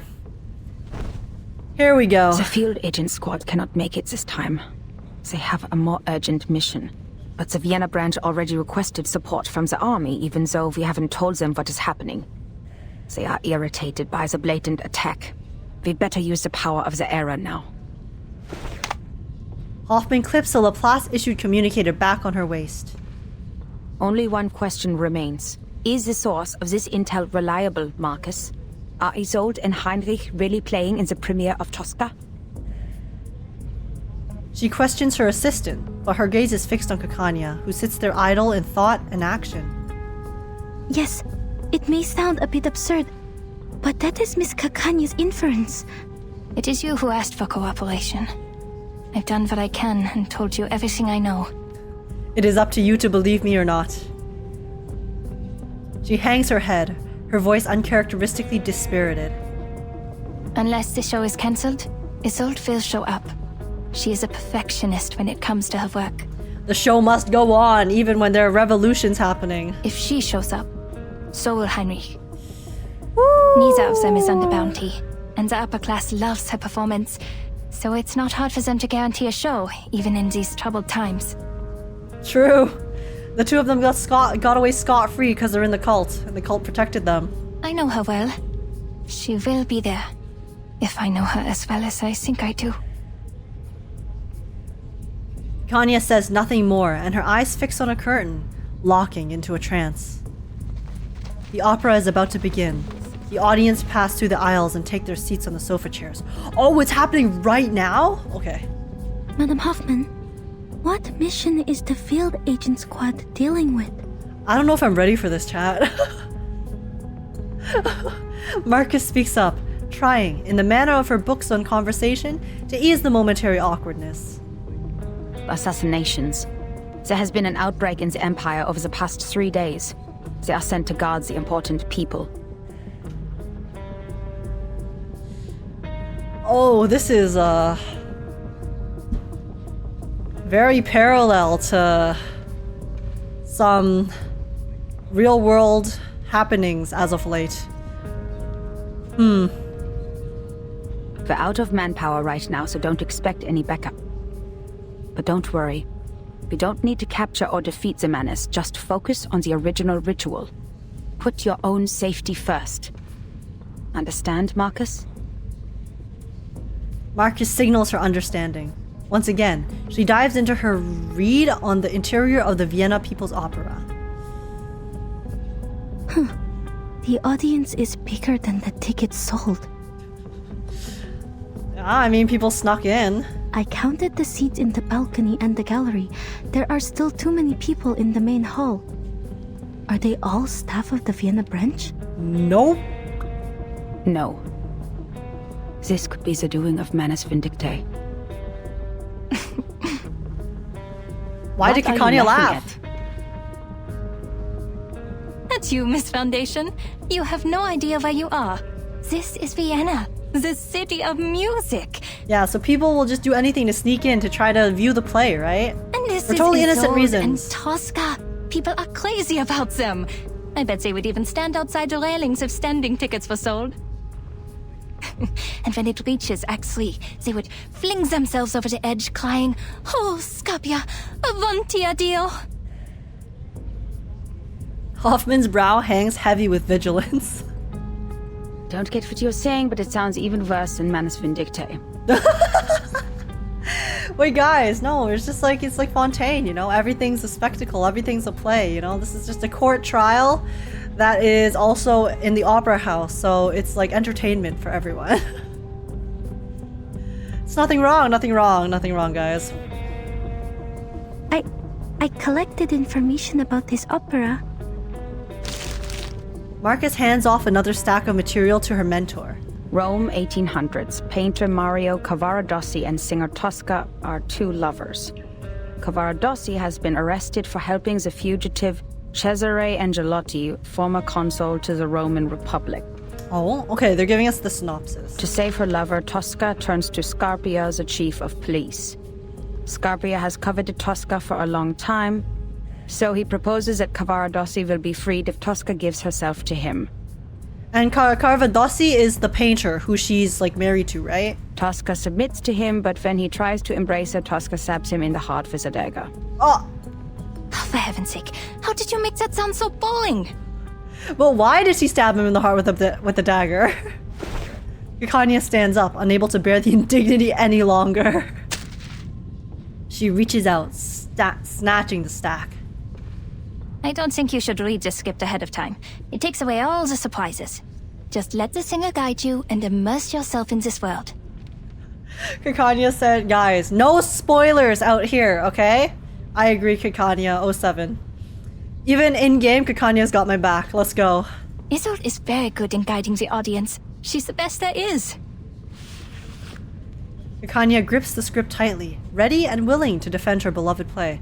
Okay, but if Kakania's saying that Isolde is very good at guiding the audience, and Isolde is currently off the deep end, like so beyond down the abyss, with trying to, you know, not bring about the end of the world, but kind of like, you know, purge the current world, then I feel like that's not a very good idea to just let Isolde, you know, kind of do her thing. If that is her area of expertise. Considering there are many people who are going to be very captivated by this play. And will probably be led towards certain, you know, I guess thoughts and directions with Isolde's performance. But I guess we'll see. As a seancer, her incredible arcane skills allow her to act like the characters themselves on stage. She can do all kinds of voices, even those that seem physically impossible. When she does this, she becomes a completely different person, taking us to a world beyond reality. Wait, guys. If they're playing the Tosca play, right? And then Isolde channels Tosca. Doesn't that mean Isolde is gonna end up like killing the actor who's playing that chief detective police guy? Cause in Tosca's eyes, that's the real person. Tosca won't know that this is a play. Isolde's just gonna channel her. So she might kill her fellow actor. Is Heinrich an actor? Is Heinrich gonna be playing the guy? Oh my god, what if Isolde kills Heinrich? That would be wild as hell. Oh, okay, It'll let's feel see. like witnessing a miracle firsthand. She realizes her behavior is, for the moment, quite grossly inappropriate. It's okay, Kakania, I understand. Kakania slinks back down and removes her glasses, holding them in hand. Sorry, I got a little excited. So, this is how much I looked forward to this opera.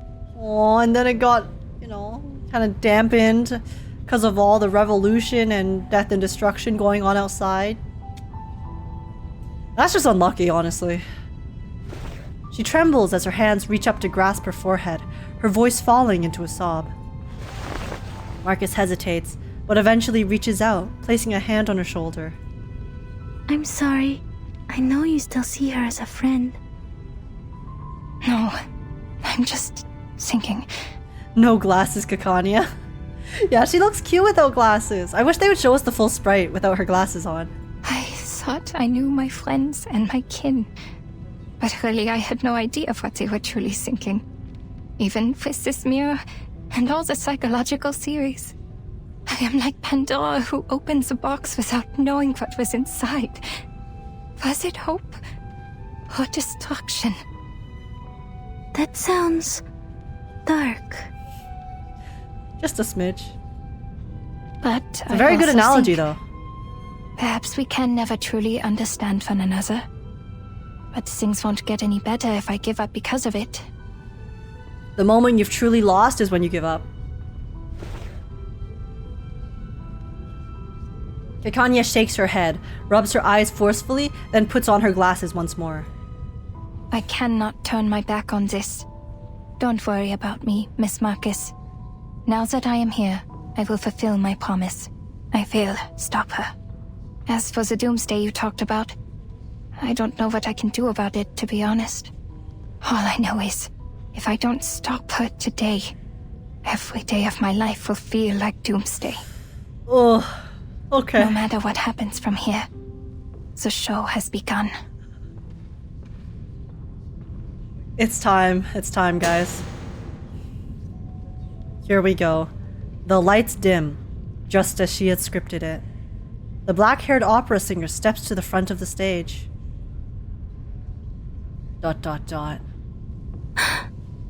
Oh? Please, enjoy. Oh? Even if the world ends tomorrow, we still have a show to enjoy. Am I ready for this show? Probably not. You're about to get terminal? Oy, oy, oy. Okay, guys. Are we ready for shit to go down? So we can agree Hoffman is hot. Hoffman is a beautiful, beautiful woman in every sense of the word. A beautiful person. Like, she's so nice. And she's so mature and she's so understanding and so caring and also just knows how to treat Marcus so well and is also very competent and she's a perfect human. Perfect being, what can I say? But yeah, alright. Things are about to go down. Only applause. Applaud. Applaud. Applaud. Clap together with it for max immersion. Alright. Oh my god, wait. She's so pretty here. Wait.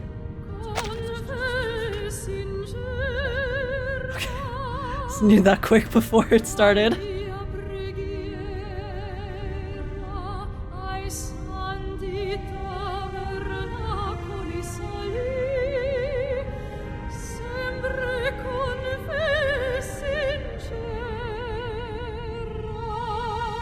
They actually had us put it... They actually had a performance? That's a Chinese VA actually singing? Oh, really? Oh my god, she's an amazing singer.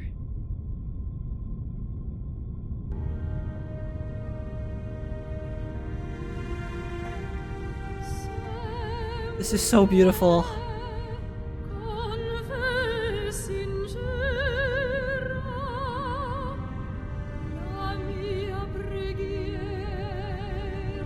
It's so nice how they give us a translation at the bottom.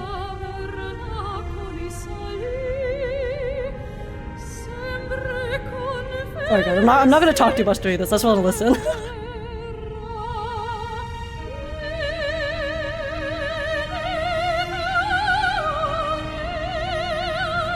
Ooh.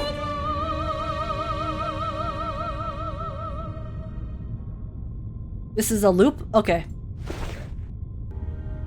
It is going smoothly. Why is she so beautiful? This art is amazing. Looks like Isolde is going to finish the show. But how did she get on stage? No one saw her backstage. A secret passage, like at the exhibition. Okay. Marcus, keep an eye on Isolde. I'll go find Heinrich. The branch staff will take action as soon as she comes off the stage. I'll talk to you on the intercom. It's nice that they're allowing her to finish her performance. Hoffman rises from her seat. The surrounding audience look at her disapprovingly. Listen, you audience should be glad that she's not arresting her on the spot, okay? Marcus stares intently at the stage. The spotlight shines, casting its beam on the stage's sole protagonist. Vienna's unparalleled Nightingale. For months before 1.7, I've just been listening to the CN version, so hearing the EN dub have a different singer was a surprise. Oh, is it a different one? Oh, the EN of Isolde's VA does the singing too. Oh, so that was the EN VA. Okay. Wow. So all of the VAs of Isolde are just amazing singers as well? Because this type of operatic singing style is not easy. That is very difficult to achieve well. So, holy crap. Like, damn. But Marcus has no interest in her beautiful songs. She's only calculating the progress of the unseen drama.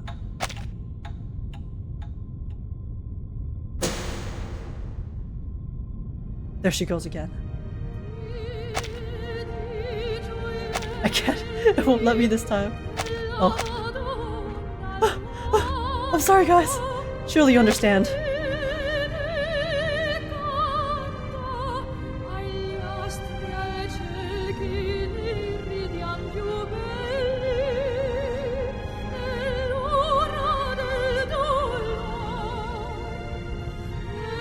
This lighting is so pretty.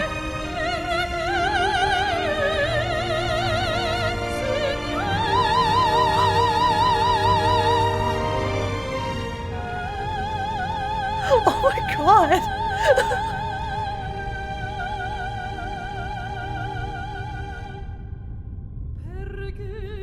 This is the second act. Scarpia, the chief of police, will propose a bargain. Tosca will pretend to submit and request safe conduct for her and Cavaradossi. When Scarpia signs the paper, her focused state narrows her vision. Marcus can even feel the slight tremble of the star's hair as she sings. We can hear the heartbeats. Tosca bows before the statue, brewing her revenge.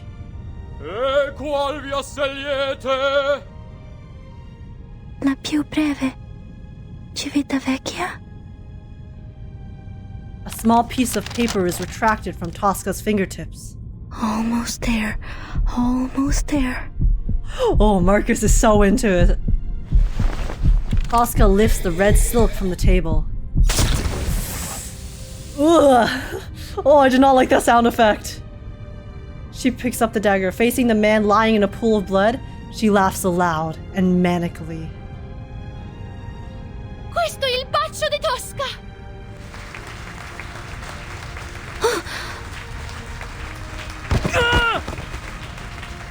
Wait, something's wrong. Did she actually stab him? She actually stabbed him, right? Lying on the ground. I knew it. That's Mr. Carl from the branch. Wait! Wait, she killed Mr. Carl?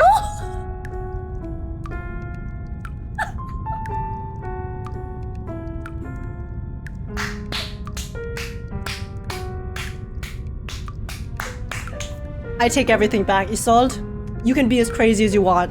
W in my books. Really bleeding? Encore! Encore! The information from her reading reveals the telescope to slip from her hands. What? Are you sure? Arrivederci, Scarpia. Arrivederci, Carl. Definitely Miss Kakania. He's not acting.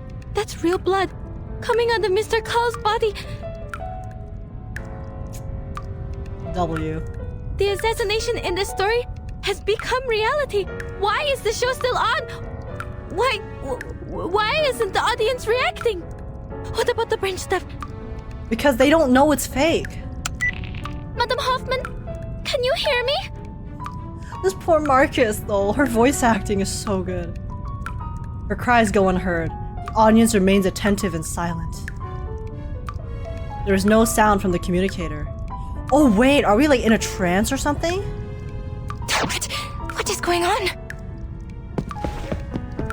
Kakania rushes down from her seat, but Kakania is with us and she's also experiencing this. She runs through the audience, whose expressions remain unchanged, with heads locked straight to the front of the stage. It really is Mr. Carl. The pool of blood beneath Carl slowly spreads, steaming in the cool air. Guys, I need them to stop this dripping sound effect. It's so disturbing. Why is no one... Maybe Arcanists are immune to the trance? Oh, that would make sense. Are you all mad? A man has been killed, don't you see? Stop the show! The audience sits calmly and unfazed. The music continues. On the stage, Isolde, playing Tosca, turns around, revealing a pleased expression. Cavarodossi, have you escaped from jail? What? My poor lover. You were put into jail only because you were too kind-hearted. I've been trying to clear your name. Scarpia proposed an unfair deal. He wanted me as his mistress. But now he's dead, at last. The whole of Rome was overshadowed by his power. Is she talking to Kakania or still doing the play, or both? What are you talking about, Isolde?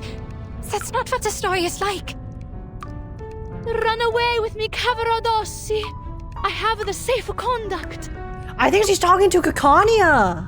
We will go to the sacred kingdom of happiness and freedom. It's like a merging of the play and then like what Isolde wants herself. Because she wants to run away with Kakania, which is kind of what similar to what happens in the actual play. It's the play. Oh? Holy crap. What are these? Oscar Pochurak poisoned to death. Resnik shot dead. And Hudnov assassinated. King of Greece assassinated. Holy crap! Archduke Franz Are these real? Like things that happened? Or happening? These assassinations at the same time? What?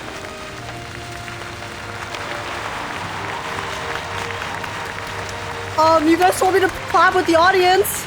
Wait, applause comes from the main hall over the balconies. Okay. It rings through the hall like a torrential downpour. What is going? I have a code red. Evacuate. What is going on?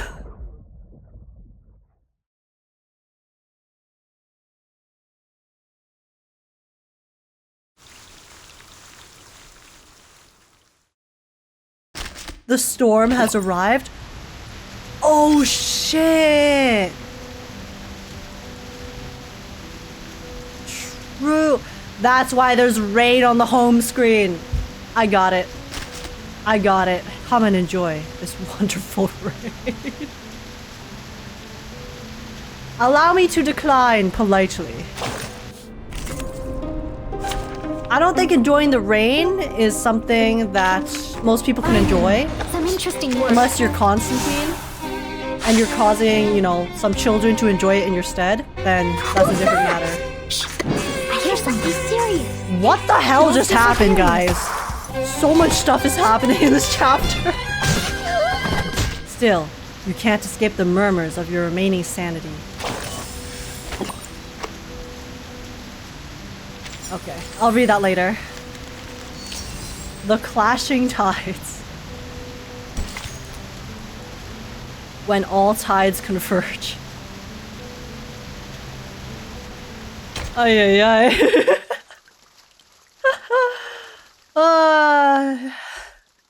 Their faces are distorting like those paintings. Is this also some kind of mass hysteria or The opera house is bizarrely noisy, and the people within are restless. Anyone seen my glasses? Could you pass them to me? Oh my god. Oh, I'm assuming this is the storm of the era then? Oh, they've grown on my eyes. Don't mind me. The cheering crowd stands on their chairs, clapping uncontrollably, shouting with maddened fervor. Because every era has a different effect, right? There was the comic effect before, and then there was like the melting effect, there's like the reverse effect, there's... Questo è il Baccio de Tosca! Come friends, Keith and Keen, take your daggers and get up there! We will all kill our own Scarpia! Oh, no, let's not do that! Those so-called upper-class people don't deserve the best seats! Visitate? Visitemore! More and more people leave their seats, some shouting as they step up and over to lean on railings and into the aisles. The music still plays, and the curtain has yet to fall. Oh, I don't like the sound effect. No, are they all...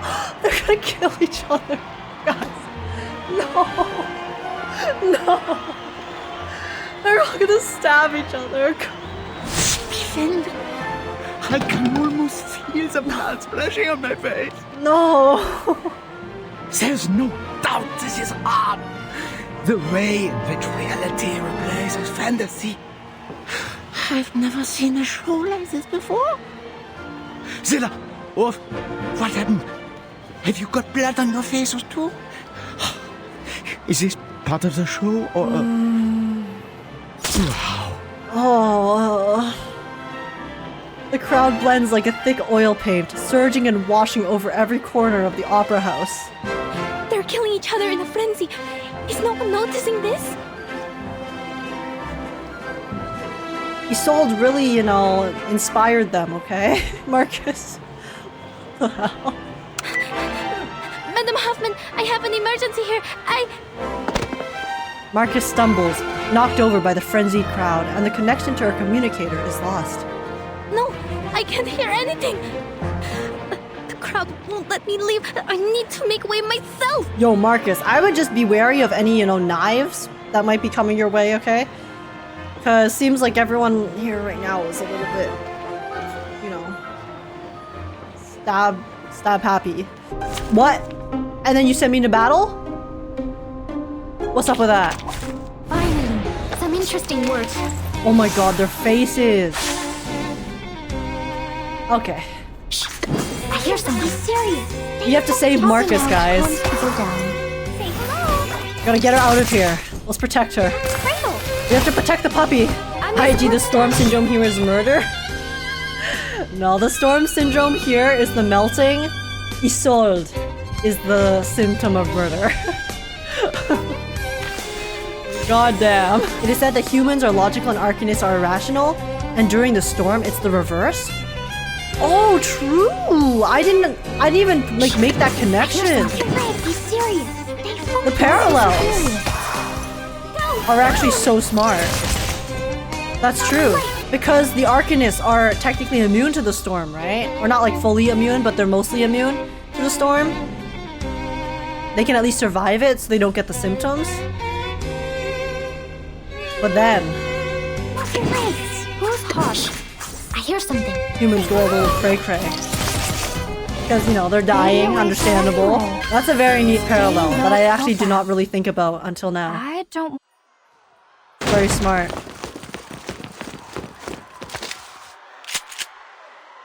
Someone rushes out from the shadows, drawing a sidearm. Someone has a gun! Quiet! Be quiet! Go to hell, you terrorists! What?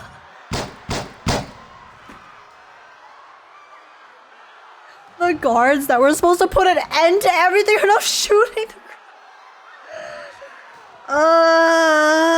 What's going on, Chad? What's going on, guys? Like, I know what's going on, but why is it going on? I also know why it's going on, but why is it going on?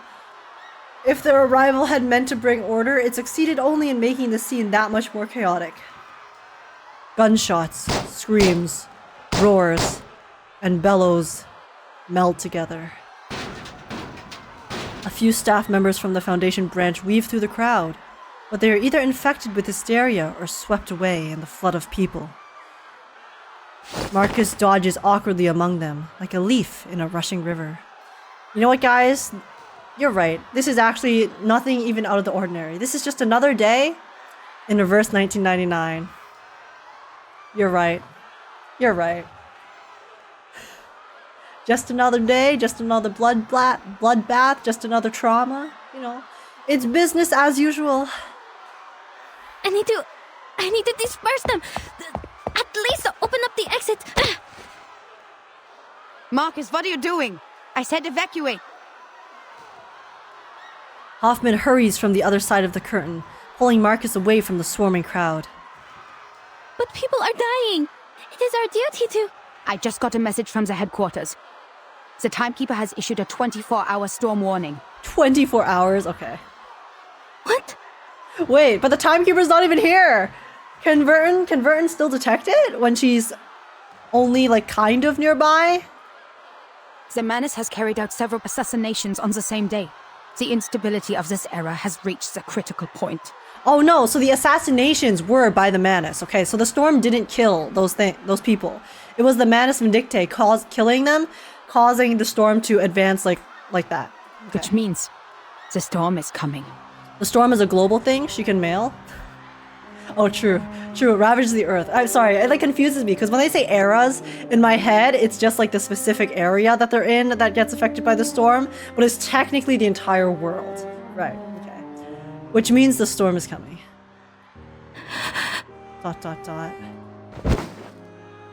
Marcus collapses to the ground. Slowly, bewilderedly, she begins raking her hands through her hair. No way. The storm... Oh wait, that means Marcus doesn't get to return to Romania. Because, you know, she was excited to finish this mission so then she could return home to Romania in her time period. But now that the storm is gonna happen in 24 hours, she can't anymore. No. It was me. It was me. And she also feels like she was responsible for it.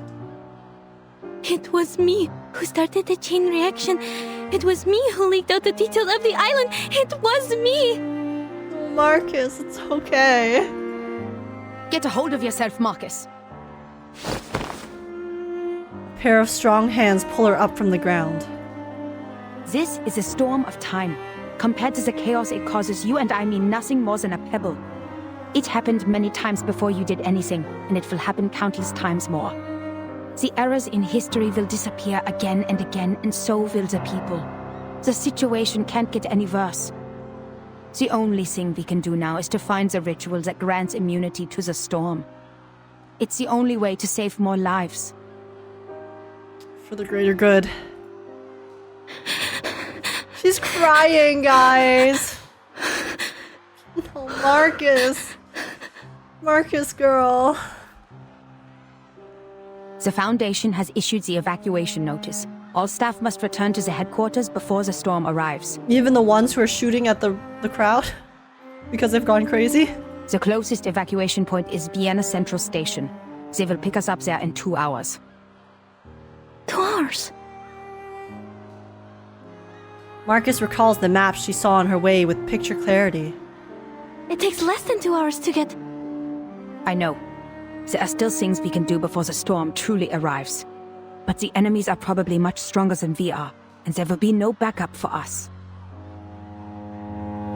Not far away, the head of the Vienna branch lies slain, his face wrenched in horror, a testament to a crime.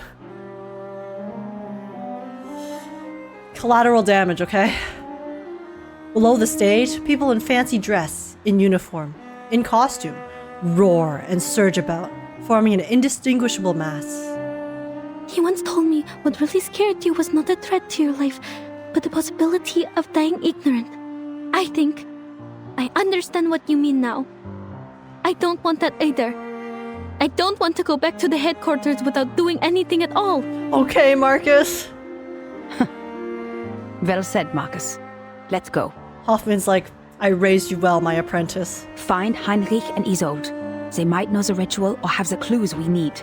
We can still catch the last train if everything goes smoothly. Oh, Hoffman expertly loads her weapon again, and Marcus grips her lamp tightly. Every time Hoffman reloads her gun, I think it's someone pointing a gun at them. Kakania is not with you? Yeah, where'd Kakania go? Miss Kakania ran up to the stage. She and Isolde... Oh, okay. Beyond the shoulders of the crowd, the green figure has disappeared from the stage. Marcus squints, inspecting the curtains and stage props. Heinrich has enchanted all the props. There must be a hidden entrance to the secret chamber. All right, Marcus, time to read. I am sure. Miss Kakania and Isolde are still in this theater. Come here. Oi! The deep purple glow of an incantation radiates from the darkness. Hoffman pulls Marcus back by the shoulder. The incantation flies past her hair, singeing it.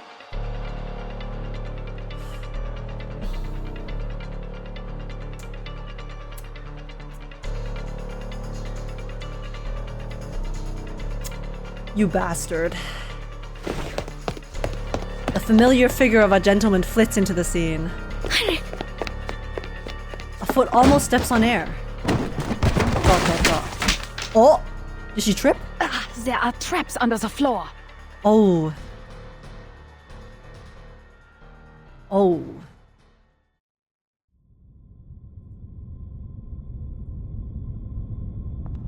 This opera is silent. No audience. No music. Not a word or note from any actors. A space to think. Isolde! Cries echo from behind the curtain. She opens her eyes as another protagonist leaps onto the stage. Doctor!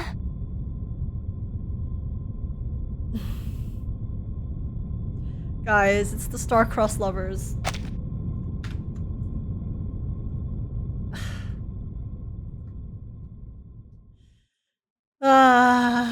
They've reunited at last, but what's gonna happen? What is going to happen? Ay, ay, ay. Let's see. War and peace. For whom does the bell toll? Surely we get a happy ending? Surely. Surely, guys. It's already gone so wrong. How could it get worse? Kakania in the light, Isolde in the shadows? Very fitting. The imagery never fails.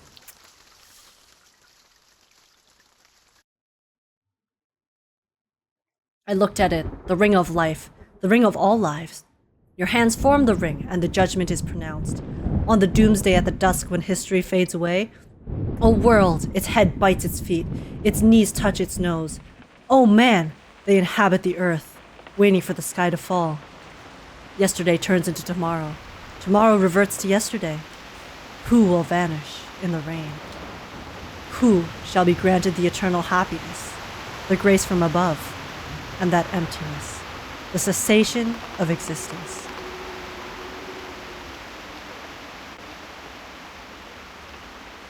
Well, the madness would like to choose. Oh. What is it that you want, Isolde? I'm sorry, guys. I'm covering Isolde, but she's there. She's there, okay? I thought the Foundation was exaggerating the truth, but you are... Are you mad, Doctor? Because I killed Mr. Carl? Amongst other things. I thought it would make you happy. It did make me a little happy, but at what cost? Happy? Why would I be happy? Because he was a boastful man. His ideas were at odds with yours, and he contributed to the repression of this era. A bureaucrat you hate the most. Kakania screaming at age. Well, listen, I really hated that guy, okay? He treated us like stains and he's on the fictional, wall so I'm to be allowed to want him covered to up in die. shame. And he was the kind of man who'd pocket the gold foil whenever he found any.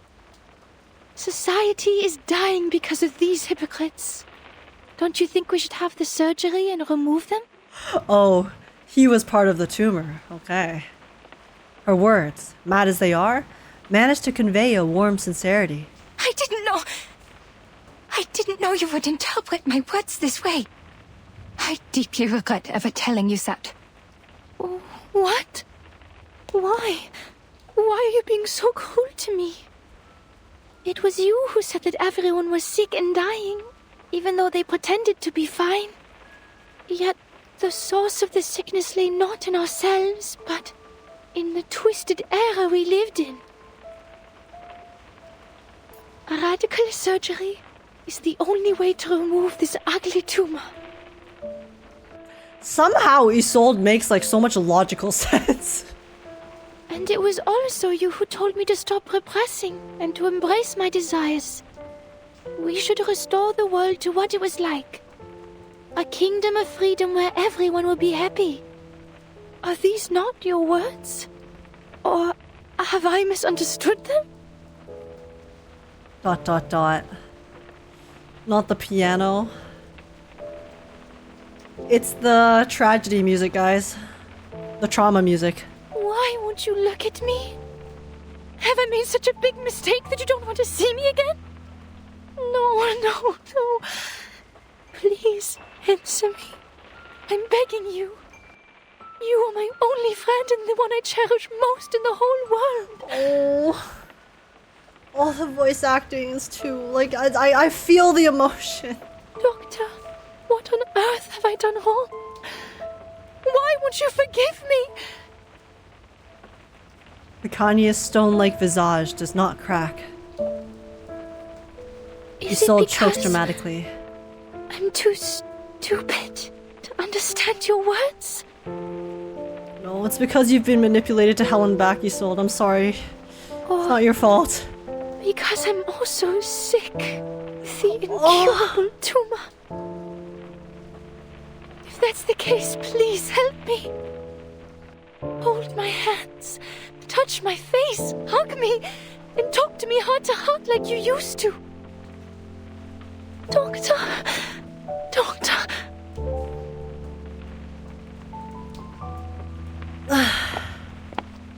Isolde approaches. She reaches out a grasping hand at a fleeting corner of her garment. Ich habe mich in diesem Traum von dir gesehen, wie in einen Spiegel schauend. Es war Abend, als wir dieses Gespräch hatten. Es war das erste Mal in meinem Leben, dass ich die Sonne gesehen habe. Dein Traum hat mein leeres Leben mit Bedeutung gefüllt. Du hast mich davor bewahrt, nur ein verfluchtes Gefäß zu sein. Das war ein wunderschöner Traum. I just want them to hug, guys. Like, not even in a you know, like, simpy, shippy way. I just want them to hug. Because it's like for comfort. For my comfort. So schön, dass ich vergessen habe, wie hässlich ich bin, während ich ihn betrachtete.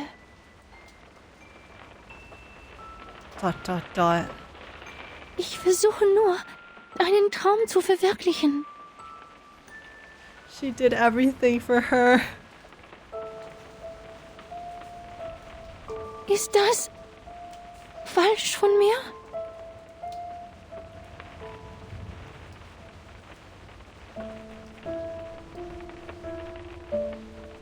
I never thought you would commit a crime over my words. Crime? You mean what I'm doing right now? You don't like it? Isolde, you killed a person, okay? I know I hated that person, but... Like, you still committed murder, girl. She steps forward anxiously, fearing she might miss something. This entire thing is so heartbreaking. The Foundation knows all the truths. Yet they won't tell us anything. It's not just one? Yeah, I guess she definitely inspired that little, you know, pit of stabbing that's happening outside too. That's why we have to release everything they repress. The news, the hysteria, the riots, the chaos. That's what Manus Vindicte told me. That was your first mistake. Listening to Manus Vindicte. Is this not like your dream? Did I misunderstand?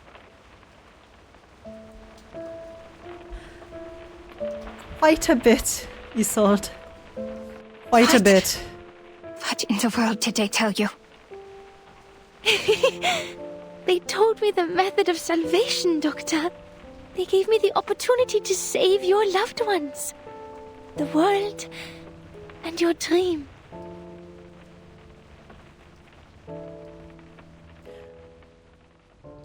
Everything that's happening is leading me to think that Isolde's gonna die. But she's playable. So I feel like she can't die. The fall is painful. The space below the stage feels unexpectedly vast. Where am I? Whoa, this is a pretty room. Enormous props fill the back area, with black and white shadows painted directly onto the floor, forming another stage beneath the stage. A familiar scent lingers in the air, prompting Marcus to rub her nose. That's what I've been doing all night. I smelled this before. Oh yeah, it's the pink mist, right? Welcome, Angelotti and unknown lady from the Foundation. Welcome to the small beginning of our new world. On the stage, he still gives a perfect impression of a harmless gentleman. Oh! Oh my god. Oh! She just shot him. From Laplace. You almost hit me, miss. I can't let you through, though. Not now. The leading actress is busy. Yeah, she's too busy being gay. Well, very tragic gay, but gay nonetheless. Heinrich complains, hopping to the side and out of the bullet's path. The curtain has been raised, ladies, and the show is about to begin. Why not open your hearts before the lights come on? Hoffman shot her on sight? Oh yeah. I would too. Let's sit down and have a civilized conversation. You go, Hoffman. If at first you don't succeed, try again. This next bullet fires true, but the air is so clouded with dust that the target had already moved before it struck. There is no need to negotiate with a terrorist. Let's go, girl. You will have a chance to talk to our specialist after I take you to the headquarters. A terrorist? You wound me. Is it because I wear the mask of menace? Because I revealed the truth you've been hiding? Or because we accelerated the storm and made this era end earlier than expected? I don't know how to feel about about Heinrich. A glow of arcane skill. Marcus raises her hand and the lamp dispelling some of the darkness. Let me help you, Madam Hoffman. Okay, let's go, Marcus. My Thank you. Angelotti! Why are you standing with the enemy? You're supposed to be one of us. Angelotti? Is that me? Oh yeah, so he only gives names to arcanists. I am your salvation from the real terrorists of the world. The humans. Salvation. This familiar term catches her ears, burning in them. Yeah, it's the same name as the painting. This ordinary word has become most irritating. The speech, given from the cover of Props, continues. Angelotti with a full case of books. Tell me, of all the books you have read and all the documents you have worked with, did any of them? Heinrich attempts to recruit Marcus into his terrorist cult moment. Not even his terrorist cult. He's just a goon. Mention the catastrophe that suddenly broke out in the summer of 1914? You mean the one that's going on right now? The scourge of the 20th century?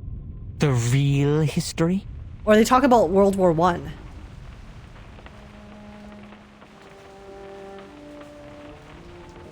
You have such a kind heart, Doctor.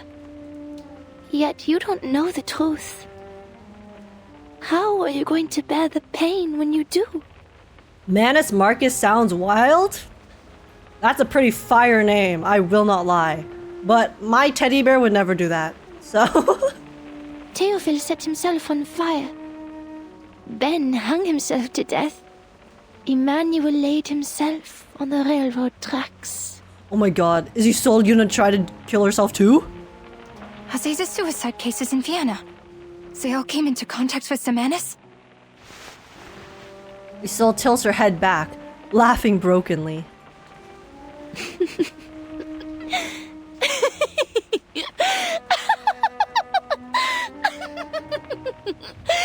I can see them. I can hear them. The ghosts of future history haunting the city from above. Heads full of holes. Heads covered in shrapnel. Empty stomachs. Even the ghosts of little children. I can see them all. Normal. Cities. Normal people things. To the ground, and trains full of people headed straight for death. You know, just a very normal thing to experience, I'm sure. It is coming. It is coming. By then, the guts hanging from trees will be more vibrant than spring flowers. There will be bullets, helmets, scars.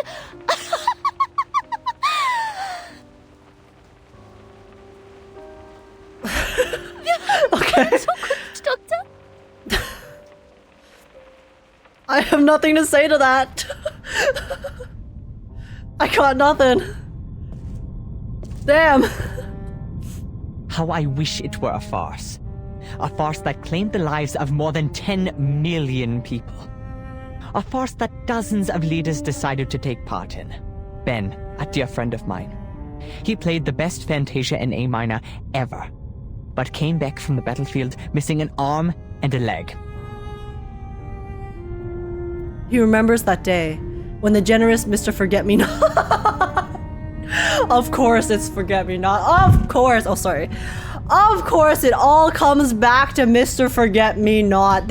Wait, is Mr. Forget-Me-Not that rich American that kid mentioned earlier who gave them money and told them to go riot in front of the hall? Is Forget-Me-Not American? I can't remember.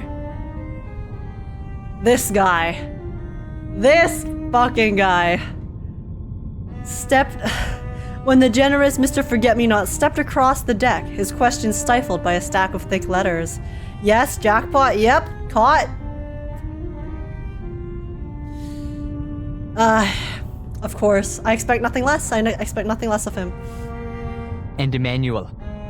His hands were born to write poetry. But he was sent to the front and dug trenches until he died of disease. When did Emmanuel stop painting? How could not even recall his old friend's handwriting? It was blurry now. Only his anger remains vivid. Our hands are meant to hold paintbrushes, play pianos, and write stories. But they end up in gunfire because you narrow-minded hypocrites keep inciting them to violence. We've already suffered for our gifts. Now we have to watch our talented friends sacrifice themselves for man's childish tantrums. Ladies, you know all of this. Yet you call us terrorists? It's a different type of terror. ... Oh my god, is Hoffman okay? Wait, is this gas poisonous to humans, maybe? Having been quiet for a worrying amount of time, Hoffman coughs up a mouthful of blood, dragging attention back to her. No, Hoffman! No, tell me Hoffman lives, guys. Chat, I need you to tell me right now that Hoffman lives. ... Hoffman clutches her chest, falling just short of collapsing to her knees. Her face is now deathly pale, and Marcus watches as the cold face she wears contorts with streaks of pain and unease. Madame Hoffman? Madame Hoffman! Heinrich continues to speak, entirely unconcerned. He points at Hoffman. The real terrorists are you, humans. How? Oh my god. No, you can't. Not Hoffman. No, shit, God. Sie haben diesen Krieg begonnen. Hoffman's like a good person. Stop this. Oh my god.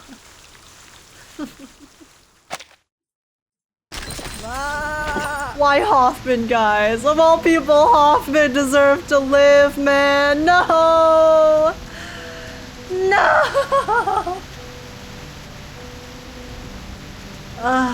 Double cross. Doctor? Double cross? Wait, who's double crossing? Is Isolde betraying the Manus gonna be a double cross? I don't think that counts as a double cross though. That's just called defecting.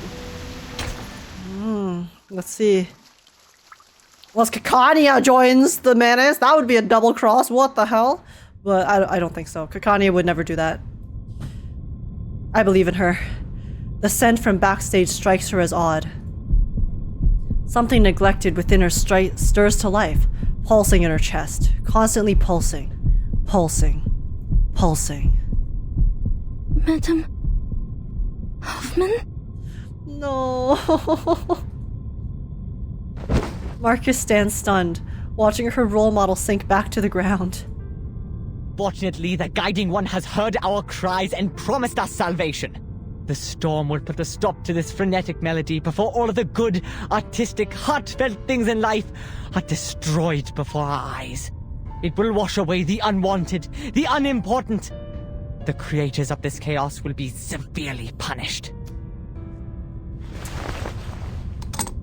Heinrich checks his watch expectantly. It's still a little early for what Mr. Forget-Me-Not has planned, but the actors and actresses are in place.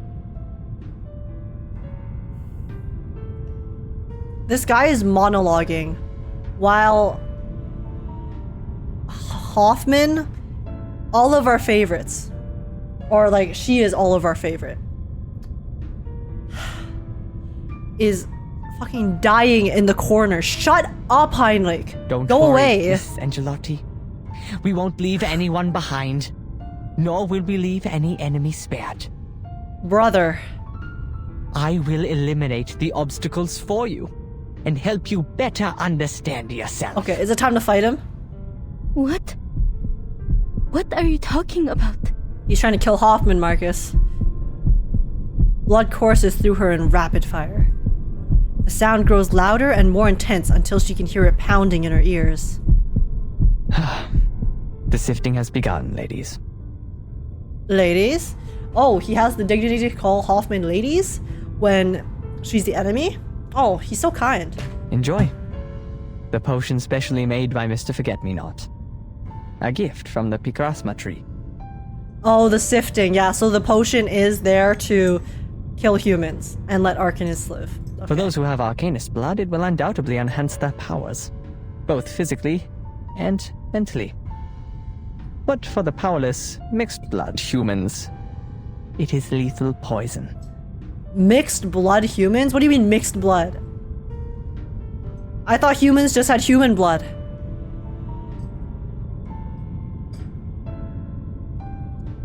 Picrasma is the candy we eat to refill energy?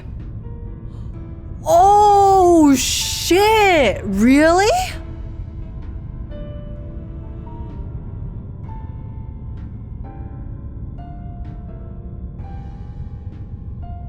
Oh, Hoffman is 1/4 Arcanist? So basically anyone who's not a pure-blooded Arcanist will die to this gas, is what you're saying. Dude! Wait. But that makes so much sense. Not like the mixed blood stuff, but the, you know, the candy that we use to refill energy? It enhances our powers. It allows us to go far more stuff. Dude. That actually blew my mind. Because I know, like, normally in video games, right? You know, the stuff that we use, the currency, things like that. I never really associate it with the actual story or context. Because it's just, like, in my head it's currency. But that's crazy. Okay, interesting. Watching the young Arcanist stupefied by the smoke, Heinrich only chuckles. People sometimes forget how different humans and Arcanists are, don't they? Marriages between the two races have been common for some time. The mixed bloods have become the majority of society. Those with less than 1/4 Arcanist blood, some with even less, have blended in amongst the humans because they don't have any arcane power. And so they are seen as humans, both by the public and by themselves. Well, he said less than 1/4. He said less than 1/4. If Hoffman has 1/4, that means she has a chance of living, right? Because it's not less than 1/4. She hit the threshold. She hit the threshold exactly. Right, Chad? Right? Surely Hoffman will live. Right? Right, Chad? Surely she'll live. And now the punishment for betraying your own kind. You should have stood with us. But instead you sided with the enemy and watched your own kin suffer. The blood that you have ignored and forsaken will awaken, explode, and tear you apart from within. What the fuck? Hey, I mean, guys, okay, well, we know Forget-Me-Not's, his signature, okay? He loves watching people explode for some reason, so I guess I shouldn't be surprised here. Marcus stubbornly supports Hoffman's arm, but Hoffman raises a hand to refuse her help. I'm fine. I'm just a bit... I can still stand. Look at her. Sadly, you won't be fine for long. Shut up! Go away! Let me have my moment with my mentor before she fucking explodes. Piss off, Heinrich. Mr. Forget-Me-Not is one of the best potion makers. Oh my god. The formula is carefully designed to prolong your suffering until sweet death finally spreads its wings over you. Hey, Isolde, you still got that knife? Can you, like, come over here real quick? I need to ask you for a favor. But resent not. Round two, baby. Your pain is fleeting compared to what my people were made to endure. As for you, Miss Angelotti, a choice lies before you. In the oddly scented smoke, Heinrich raises his hand. Me? Join me in my cause, even though I just am murdering your mentor that you love. There has been genocide, the lengthy, vicious kind, under the banner of high-minded reason. They tried to split the world in two, so that the progressives cannot be stopped by the non-progressives, so that the irrational cannot speak against the rational. When they do, death and destruction follow. You're one of us, an Arcanish child abandoned at an orphanage. You must have heard your heart pounding like a knock on the door. It's the sound of a long-lost soul coming home. It calls to you to rid your shackles of reason, to expose the lies of history, to embrace your primal passions and unleash the powers of your gift. This guy's really trying to peddle his organization after murdering her trusted partner in front of her. Okay, Heinrich. You should be one of us, as you always should have brother. been. ...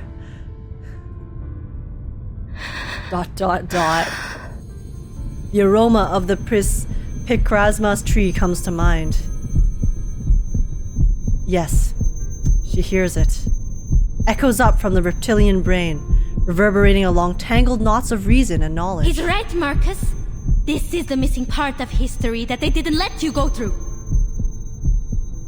Hoffman kept everything from you, didn't she? She's a liar! Oh my gosh. Marcus's inner voice sounds so different. Because you want to find the truth. You don't have to work for a human institution. The invasion of thought continues without end. Oh! A dagger is thrown to the ground, spinning on its handle. Is he gonna tell her to stab her? Pick it up. Drive it into your mentor's heart. Show us your resolve.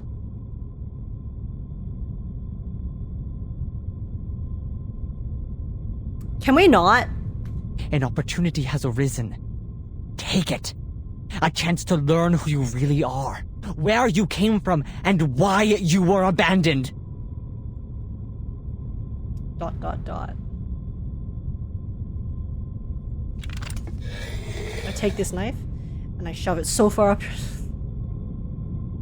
She picks up the dagger with the blade pointing outward. Here we go, Marcus. Show me what you're made of. Marcus. Very good, Angelotti. Before the High One of Midnight sheds merciful tears and washes away the sins of man, pass the test and join us. Heinrich, you dumbass. You know who she's about to stab? Not Hoffman. And we will take you through the storm back to our era. Our era? Oh, is he from the same era as her? A tear slides across her face. But my era has already come. 1914. The year you once wiped out with the storm is my era! Huh? Yeah, Heinrich, what you gotta say to that? Piece of shit. She holds the dagger, looking up at the dome in despair. I waited in the abandoned lighthouse of that island. I waited in the marble house of the Foundation, watching the time go back to 1966, to 1929, and finally, back here. And then I got back here, and then you destroyed it! You goddamn destroyed it by accelerating the storm! Like, what the hell? You say this is salvation, but you're just replacing one annihilation with another. She looks so cute here. Sorry, side note. The Foundation wants to stop the distraction, but you're speeding it up. You don't care about this era, nor the people living in it. Let's go, Marcus. Let's You go. abandon them. You hide in your empty kingdom, in your garden that doesn't yet exist, with your with your art, your poems and your pianos. Oh my god, I just got like a full body shiver. And me, I just wanted to go home for a visit. Why would you take away even that? Marcus, don't lose control of yourself. It's too late. She charges toward the man. I'll kill you, Heinrich! Oh my god.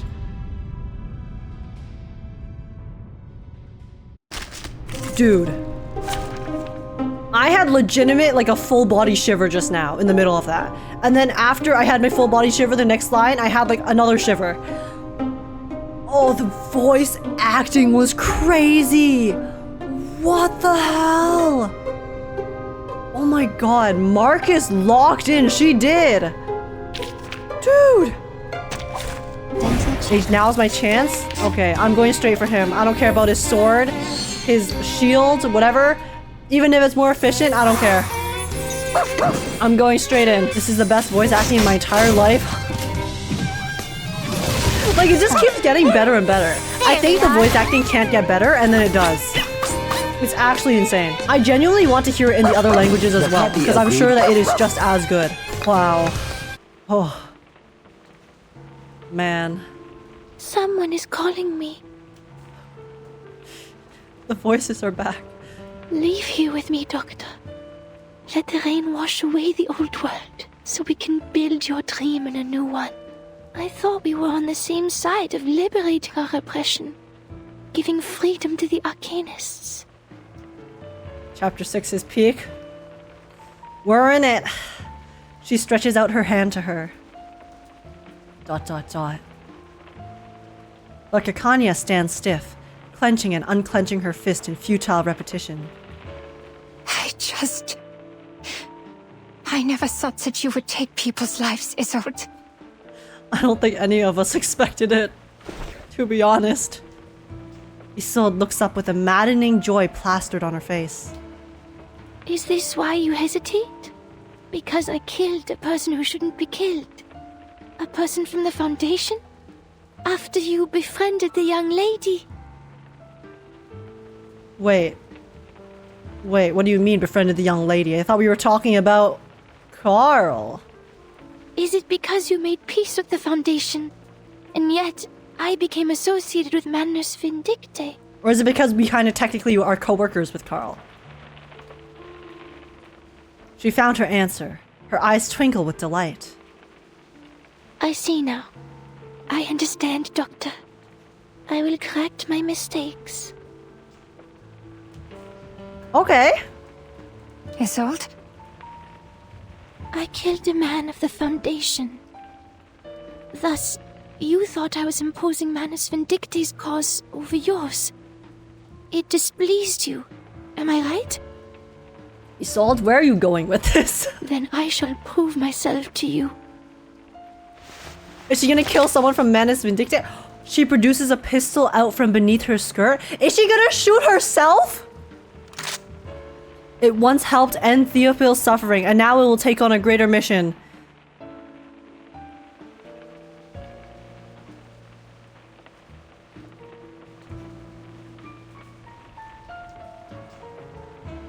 I don't think she understands. I will take Heinrich's life. For that would make it fair. Oh, actually, you know what? Isolde, I'll take it. I'll take it. W, go. Please, come with me. Go. And witness my commitment, Doctor. An eye for an eye. W. Worth. Worth exchange. Kakania doesn't think so, but I think it's a worth exchange. What? What did you say? You're going to kill... who? Everyone liked that, exactly. But Isolde has already lifted her skirt, bowing gracefully to the doctor. And then she disappears in a puff of smoke. A familiar surge of arcane energy, the same teleportation incantation that brought Carl to the stage. After a brief flash of light, they find themselves on the other side of the stage, where a fierce battle has just taken place. Hoffman kneels in agony, tearing off her scarf to reveal the terrifying pattern of toxic veins that has spread from her heart across her chest. Oh my god. The potion is indeed lethal, forcefully activating her already weak blood vessels, turning her body into an overburdened machine, ready to explode on the slightest movement. Heinrich then did not lie. She was destined for a long, unavoidable, agonizing march toward death. I'm going to kill... And Marcus, pulled as if by fate, finds herself caught in an all-consuming emotional whirlwind from her revelations. Her gift was not meant for battle, but its misuse only makes her lose control even more. Miss Angelotti, if you still don't see the big picture after returning to your true self, you are not one of us. Okay, so we didn't beat him, but it's fine. Isolde will come and finish the job. Enjoy the sifting before the storm. Heinrich kicks her away with indifference, no longer regarding the novice arcanist with any concern. Isolde. We're waiting. And at this moment, Isolde descends from the void. Hey! As if possessed by some strange deity. Ah, Isolde. You're just in time. These two are hopeless. Bang! The zealot's words hang in the air. Bang! As she smiles and raises her arm. Bang! The deadly firearm is aimed at her once friend with a straight baseline and graceful arc. Okay. Goodbye, Heinrich. W! Everyone liked that. Isolde is forgiven. I forgive her for all of her transgressions. W. Isolde. 07. She did what had to be done. We take those. Finished page. Please don't.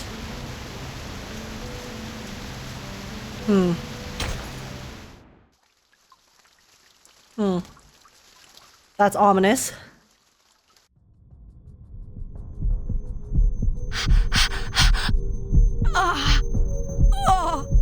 Hoffman, an unprecedented agony, like the bursting of a bullet in a chamber too small for it, only writ large to each vein across her body.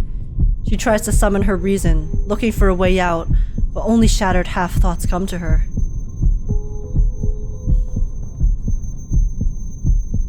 Hoffman. Heinrich must take him to the headquarters. He has vital information. The mission has failed. There will be no backup. The storm countdown has begun. Everyone will be called back to the headquarters. This is the night storm. How much longer will we have to wait if we miss this? Wait, but Isolde might have the information too. She said that she has it. At once. Marcus will have the storm syndrome if she stays here. She is losing herself. Gunshot. Isolde. Kanya. Why are they here?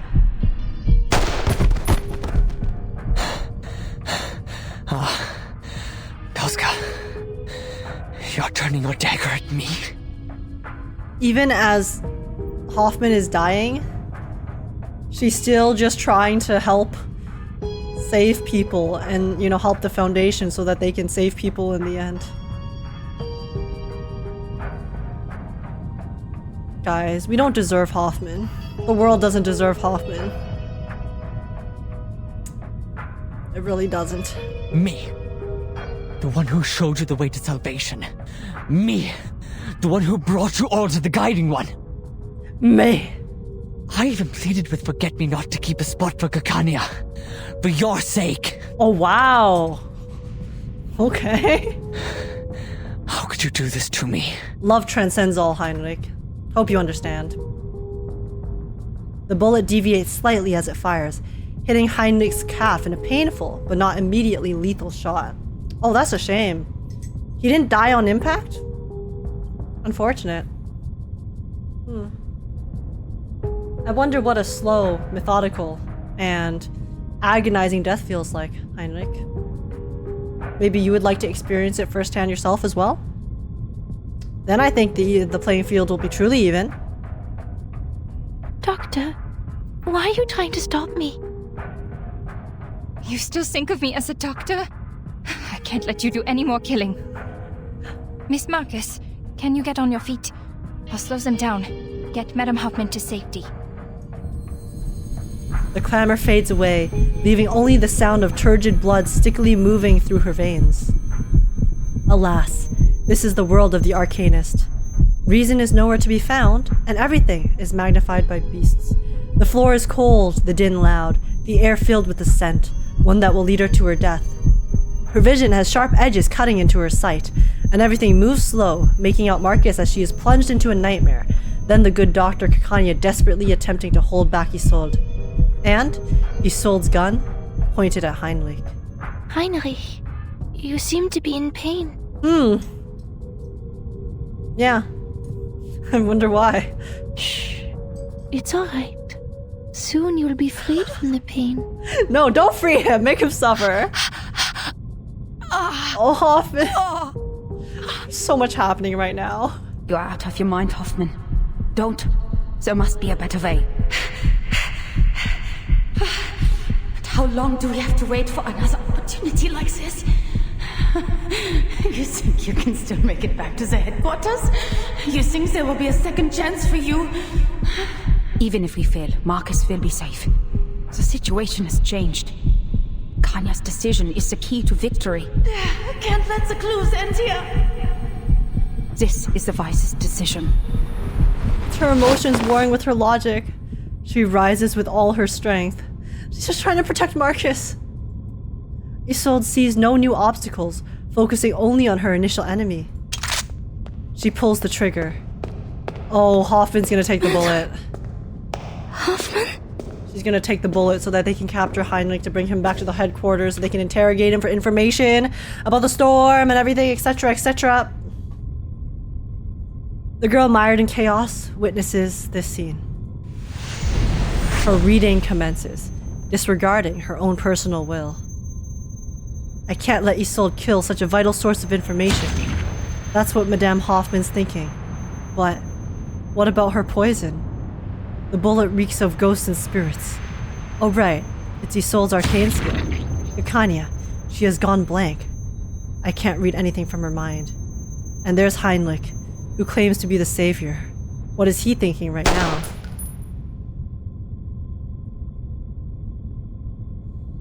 And then there were four.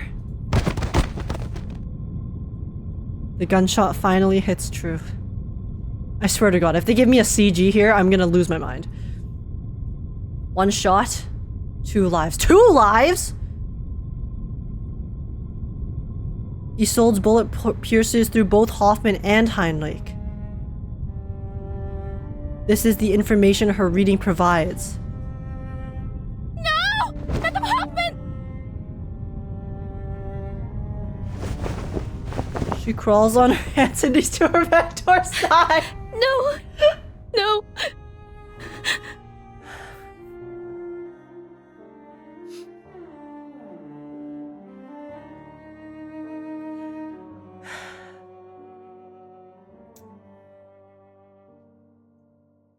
I said if they gave me a CG here, I'd lose it.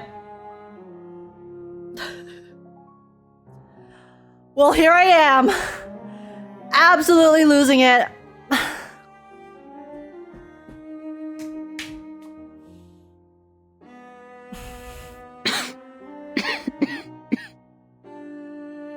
Is Heinrich still alive?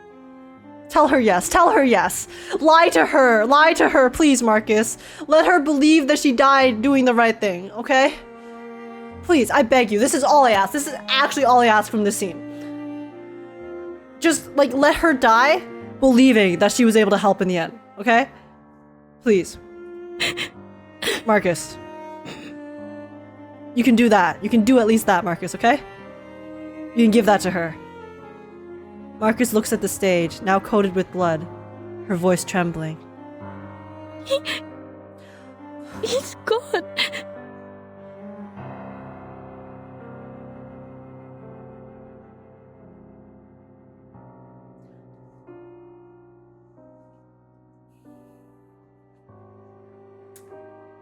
Whatever. I see. Should have been faster. You must take Kakania and leave. She can protect you from Isolde. She won't side with Manus from what I see. Give him my place in the storm shelter. Her arcane powers will be useful to us.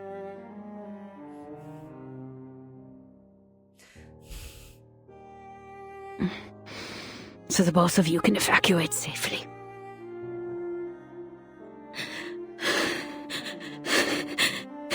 Did you plan this all along? Don't cry, Marcus. I know what I'm doing. Also, why does Hoffman have to look so good in this CG where she's fucking dying? Huh? Like, she looks so pretty here. I've taken back my senses before I die. I'm glad. The pain will cease. To die with my sanity and rationality still intact. It has been an honor. No!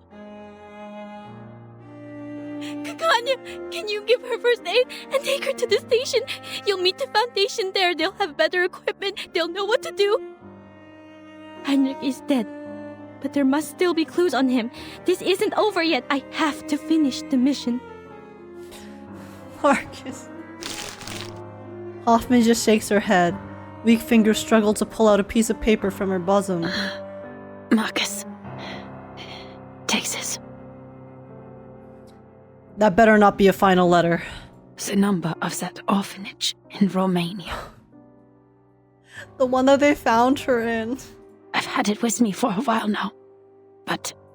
Oh, because she wanted to bring Marcus back to the orphanage when they were done.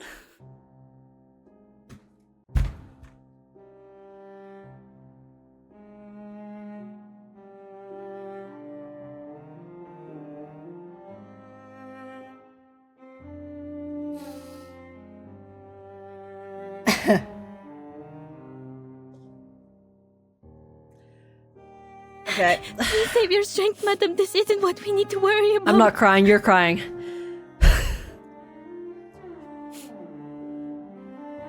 We don't have anything else to worry about. The mission is over. Silly child. Bring home before the storm comes. The future is yours.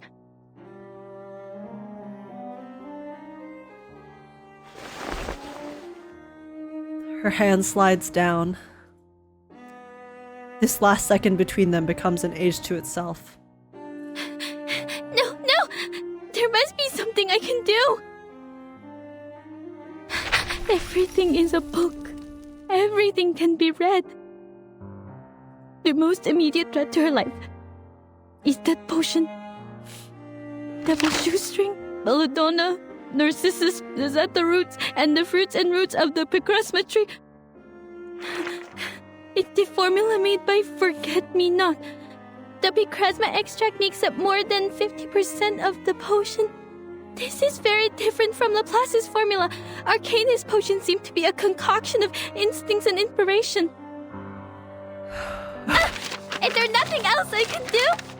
The picrasma extract is not a poison in itself, just that humans cannot...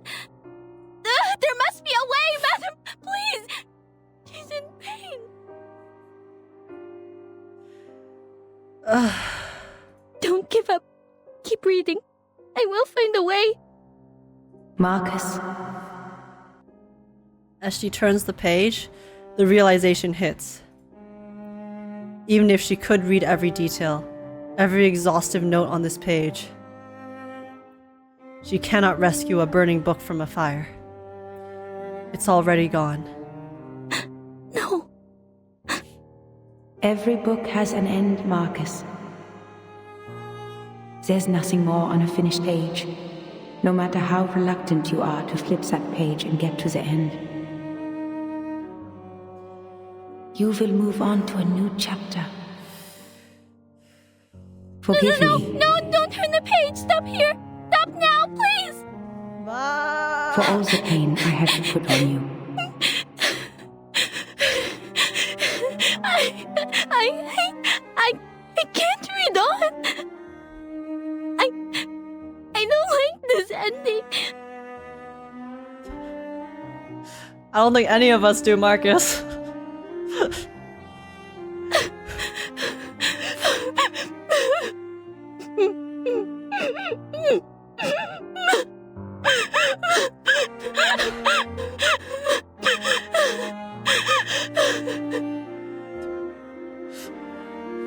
Why is the voice acting this good?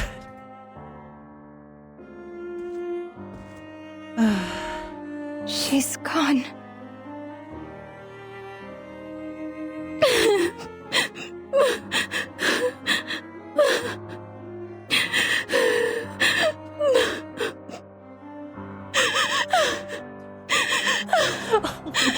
Marcus, please.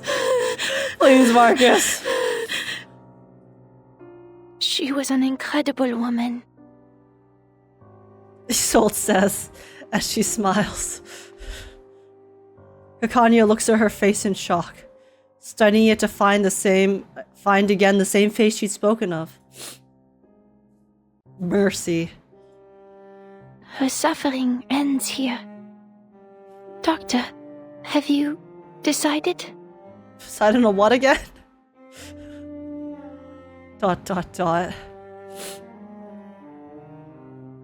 Kakania can only stand there, dazed, until a loud roar booms outside the opera house. What now? We can't even have a moment of peace to mourn? ... But I will wait for your answer. So Isolde is staying with the Manus, I guess? The third act. A bow. And then, the curtain falls. The actors exit. This is the end of the story.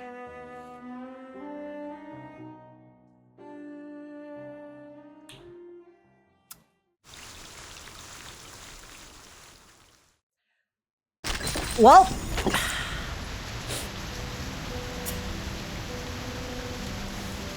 I won't lie, chat. I didn't think I was gonna cry. I was like, I know it's sad, but like, you know, thus far, have I? I don't think I've actually cried from Reverse 1999 because it takes a decent amount to make me cry in a story. So.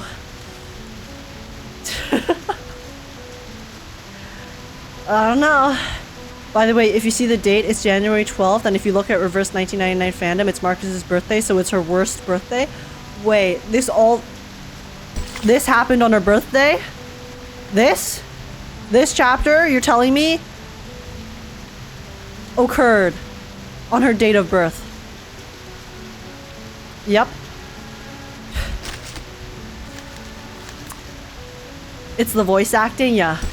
The voice acting definitely helped with the immersion for everything that's going on.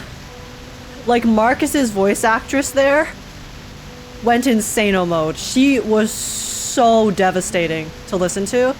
And then Hoffman's voice actress was also really, really good and caring. And there's like the revelations about everything happening at times. So, yeah. And Alex, thank you so much for the message effect. What the heck? That's so fancy. I've never seen that before. Look, Age, I know it's our job and everything to help Isolde, but the girl is a lost cause. She's obviously out of her mind. We should cut our losses and get out of here. Yeah, that's what Hoffman wanted us to do, so I'm inclined to follow Hoffman's desires.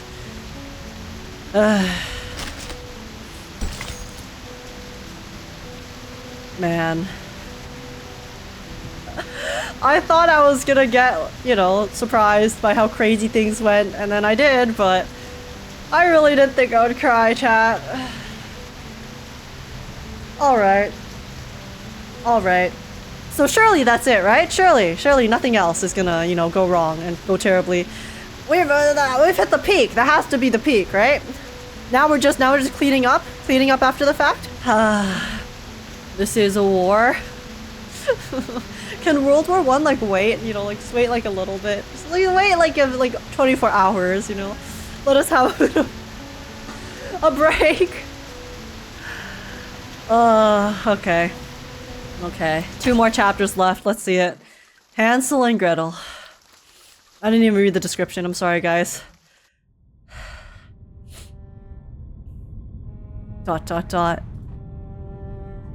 Marcus holds Hoffman's hand all the while. Tears wet the note, drop by drop, causing the ink on it to bleed. The chaotic thoughts in her mind all recede away. The roaring of her heart begins to slow. At this moment, only grief and bewilderment remain. Madame Hoffman was calm till the end. Why? Was she not afraid? Because she was being brave for you, Marcus. No. I just read her fear through her trembling fingers. But she would not show it. She knew it would have frightened me. ... Repeat. The communicator rings again. This is the 24-hour countdown to the storm. All personnel must return to the headquarters. Repeat. This is the 24-hour countdown to the storm. Hoffman, this is Semmelweis. You must leave now. Last call. You know we won't wait if you miss it. Marcus turns off the communicator with one hand. The storm is coming, Doctor. Come with me to the headquarters. You can take Madame Hoffman's place in the shelter. ... The doctor says nothing. She just lifts her head, gazing up at a non-existent canopy. Then, she speaks, as if making a plea to the gods above. King Midas hunted in the woods, in search of Silenus, the wisest satyr, the companion of the wine god. What is the best and most enticing thing for a man? The king asked. The satyr laughed in response. Children of mischance and misery, you are asking for an answer you wish not to hear. And what is best is beyond your reach. To never be born, to never exist, to be nothing. But you still have the next best thing. Die. And do it soon. Yo, this satyr's kind of a troll, no? He just said KYS IRL. Keep yourself safe, IRL. Right? Right, chat? Kakania covers her face, a piercing laugh escaping through her fingertips, accompanied shortly after by tears. I don't care if I could make it through the storm. My end is already upon me. Don't say that, Kakania. Your GF's still alive, okay? Like, I know. She's still technically alive. Doctor. I'd rather die here than spend the rest of my life running from the storm. Get to safety, Miss Marcus. I still have things to do. Kakania, I need you to be playable still. Please don't do that. It's a shame that we won't get to be colleagues. Kakania? I guess she's gonna chase after Isolde, right? So maybe she can seek shelter with Manus. I know it like sucks, but as long as she lives, I'll take it. She turns resolutely, not once looking back. But the young apprentice does not stop her. She is thinking of something more important. Auf der Suche nach Silenos. Did Theophil write the poem in the same misery and despair? Then why did he call the painting The Salvation? He set fire to every piece of his work, but why leave this one out? And this strange way of drawing. Oh wait, true, I forgot. Marcus wanted to inspect the painting, right? But we needed Kakania's skill. But Kakania just left. Wait, Marcus, go get Kakania back. Her thoughts are clearer than ever before. Guilt, madness, blame, a hatred that burns through everything, raging through her thoughts. The past that once filled that page, it was gone now. Now, no one would make her decisions for her. Heinrich said he showed the path to salvation and brought you all to the guiding salvation. Salvation. Could it be? I have no idea what it is. I can't think right now. I'm still mourning. Chapter 22. I will not lie. All the information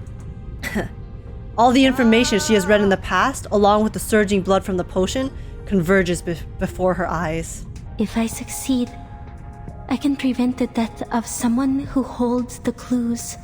Even if I die, I'll still turn Kakania completely against Isolde. Wait. So is she reading the painting right now, I think? This was your plan, madam? Oh. Oh, this was Hoffman's plan. Oh.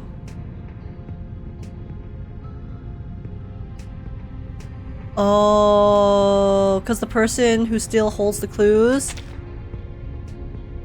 is Isolde, right? What really scared me was not the threat to my life, but the possibility of dying ignorant. I know what to do now. She opens her eyes wide, calling out to the figure she is about to leave. Doctor, wait! There might be another way. But Kakania does not listen. She has made up her mind. Oh, wait! Oh, not Heinrich, Theophil. Theophil put the secret to avoiding the storm in the painting of salvation. So, as long as we get Kakania to help us go analyze the painting, we'll be able to get the clues that we need to save people in the Foundation.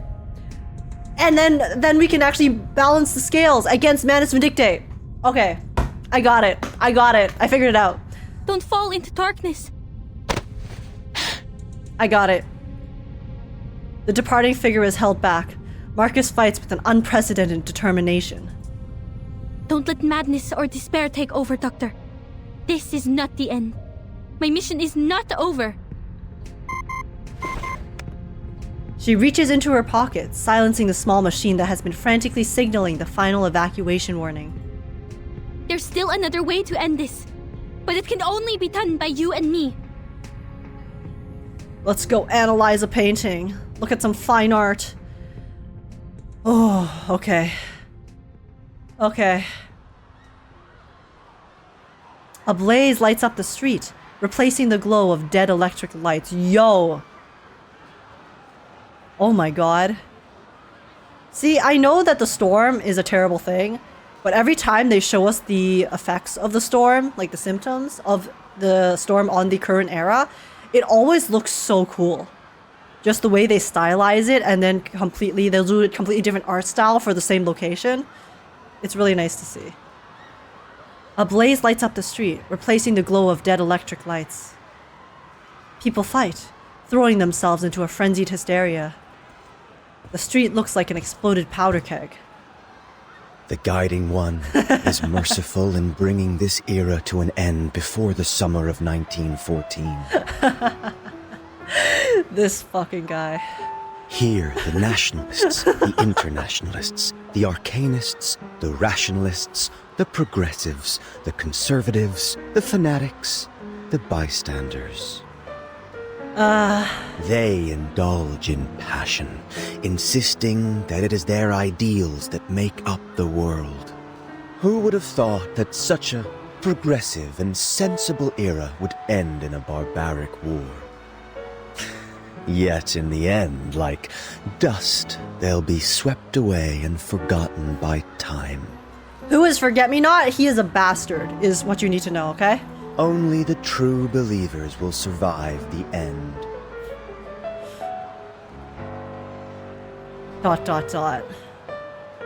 But I must regretfully remind you, killing one of our own, despite your merits, is a violation of the rules. Unlucky. I will report this to the Guiding One. ...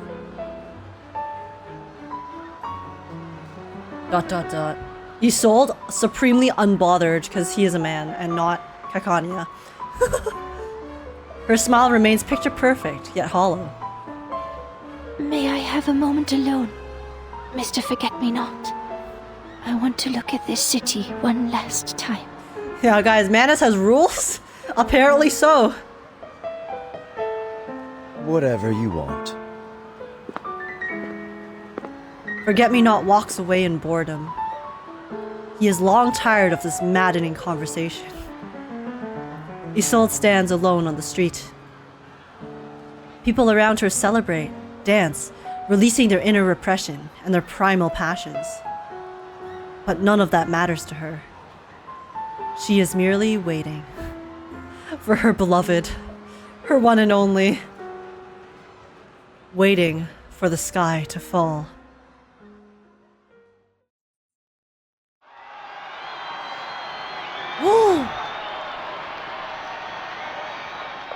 Oh my god. Oh! Doctor! Stop! They made her look so happy! She looks so happy!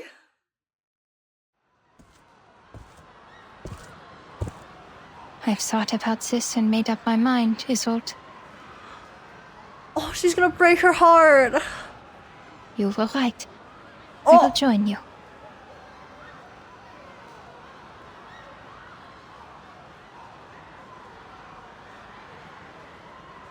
Really?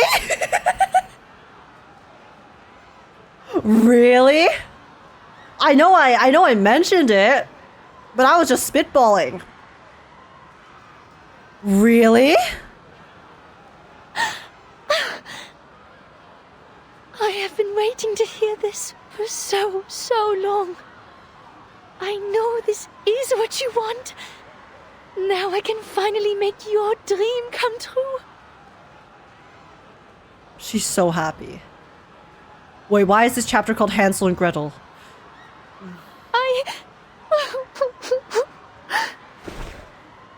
Kakania extends a handkerchief, wiping away her wild-eyed tears of joy. Before we leave, I would like to take one last walk in this world. Would you like to join me and walk to my clinic? What about our painting? But the salvation! We need Kakania to help Marcus! Oh no. What's happening here? Lucevan stelle. Of course, this is the name of the final chapter. A circle. and time. No beginning, no end. Oh, okay, guys. This is it. This is the final one. I genuinely do not know what to expect anymore. Okay, I'm gonna be real. I don't know what's going on. I have no more predictions. Every prediction I had is like thrown on my head. Here we go.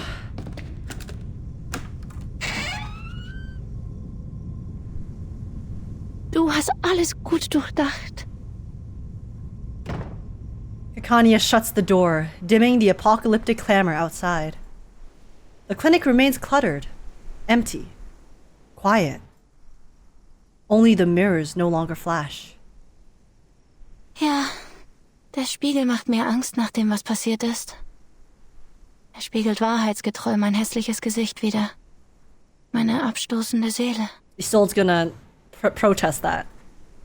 Doktor, du bist nicht abstoßend. Wie kann jemand, der abstoßend ist, so edle, hohe Ideale haben wie du? Vielleicht. Vielleicht haben Sie recht. Es ist Zeit, das Tuch zu lüften. Kakania pulls back the curtain. Oh? The dim room suddenly brightens. Ow. It did flashbang us too. Das Licht tut weh. Hast du die Vorhänge geöffnet? Doktor, ich kann nichts sehen. An overexposed world slowly reveals a painting. Oh! And a strange, cold voice. Schauen Sie sich dieses Gemälde an, Isolde. Oh, so Kakania is helping us. She is helping Marcus. But we need Isolde? Erinnert es Sie an etwas?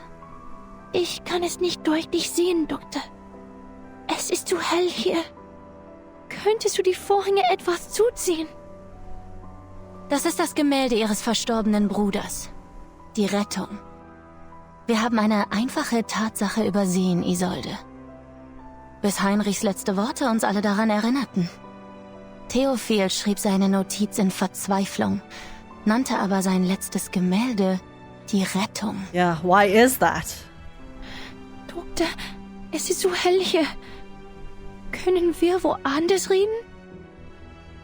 She waits for a response of concern or pity. But she receives none. Oh, because Hoffman. So, okay, Kakania was pretending. Kakania was pretending to be on Isolde's side earlier because remember Hoffman's note said that she turned Kakania completely against Isolde. So that's why Kakania right now, she has no more pity and no more like sympathy for her because of everything that she did. Wie konnte ich das übersehen, Isolde? Eine noble Dame wie Sie kann nicht nur singen und tanzen, sondern auch zeichnen. Theophil war ein feiner Herr, aber nur fein. Er war talentiert, This was Isolde's aber nicht painting? begabt. Die Frauen des Detasdorfs waren schon immer bessere Medien als ihre Männer. Sie sind viel begabter als ihr Bruder. Oh, it was never Theophil's. Sollen wir euch beiden dankbar sein? Du und dein Bruder, ein paar Messiasse dieser Ära? Einer von euch schrie die Wahrheit in einem bemitleidenswerten Gedicht heraus und hielt seine Verzweiflung in Form von Kunst fest. Und der andere... Or she named it the salvation. So maybe... Wait, okay, I'm just gonna let it play. Doktor! I'm just gonna let it play. Und der andere wollte die Farbe von oben abkratzen, ihre wahren Farben enthüllen und sie neu formen. Das bist du, Isolde. Du hast versucht, die Verzweiflung abzukratzen und die Welt mit deinen mitfühlenden, mitleidigen Händen neu zu formen. Okay, so she like tried to reshape the painting, essentially. Er schuf die Kunst und du hast sie vervollständigt. And then she named it the salvation. Du und dein Bruder seid die Mitgestalter dieses Gemäldes, aus Mitleid für diese Welt. Und deshalb war es das einzige Werk, das den Brand überstanden hat. Hab ich recht, Isolde? Sag es mir! Oh my god, Kakania's so mad. Kakania's words carry weight. Mit Heinrichs Hilfe habt ihr beide den Anführer von Manus Vindicte getroffen. Ihr habt das Wunder gesehen. Euch wurde der Weg zur Rettung gezeigt. Aber der arme Theophil konnte nicht akzeptieren, was ihm gesagt wurde. Wie du wurde er von seinem edlen Blut verflucht. Oh. Er hatte Mitgefühl für die Welt, hielt aber dennoch an den Privilegien des Adels fest. Er wollte nicht mit Manus Vindictae zusammenarbeiten, aber er wollte auch keinen Krieg. Oh mein Gott. Er hatte seine inneren Kämpfe. Als Begünstigter der Rettung war das Schreiben von Verzweiflung sein einziger Ausweg. Er musste sein Leben nehmen, um den Schmerz zu beenden. Und er wollte, dass du dich ihm anschließt, damit ihr beide gemeinsam von der Qual befreit werdet. Yeah, that's what I said. Because when they were, you know, having the scene before, when Isolde was uncovering her past, it kind of seemed like the impression I got was that it seems like it was supposed to be a double, you know, a double suicide, right? But then for some reason, Isolde obviously survived, and then whether she like caused it or not, but it seems like they were supposed to kind of end it all together. That's the impression I got when we watched that chapter 11. But okay, seems like that was the case. Aber er übersah die Tatsache, dass du im Gegensatz zu ihm bereits in Verzweiflung lebtest. Alles, was er hatte und ihm wichtig war, hatte nie dir gehört. Die Zerstörung dieser Welt bedeutete dir nichts. Wow, this family is is something, alright. Mein Kopf tut wirklich weh. Also hast du aus Mitleid den Abzug gezogen. Ich kann nicht sehen. Könntest du bitte das Licht im Raum dimmen? Betrachte dieses Gemälde. Schau dir dieses Spiegel an, Isolde. Face your true self. Was hat dir der Anführer von Manus Vindictae gezeigt? Was ist der Weg zur Rettung? Ist es ein Zauber? Ein Ritual? Du bist die Einzige, die es weiß. Isolde, please. Defeat Singing Phantom Mezzo. Clear the stage without death in 15 rounds. Okay. I'll try. I'm assuming this is gonna have the ghosts, so I guess I do pretty well with Watch the mirrors, Miss Marcus. I'll guide Isolde to the memory. If only this would undo my mistakes. You can do this, Miss Kakania. Ich kann dich nicht sehen. Wo bist du hin? Verlass mich nicht, Doktor. Man, it's crazy. It's crazy how after all this, they still make us feel so bad for Isolde. Like, I genuinely still have so much sympathy for her. Even after everything that she has done. It's insane. Deine Augen, Isolde. Sag mir, was du von the way they wrote these characters is actually crazy. der Rettung hältst. It's making us go crazy as the audience.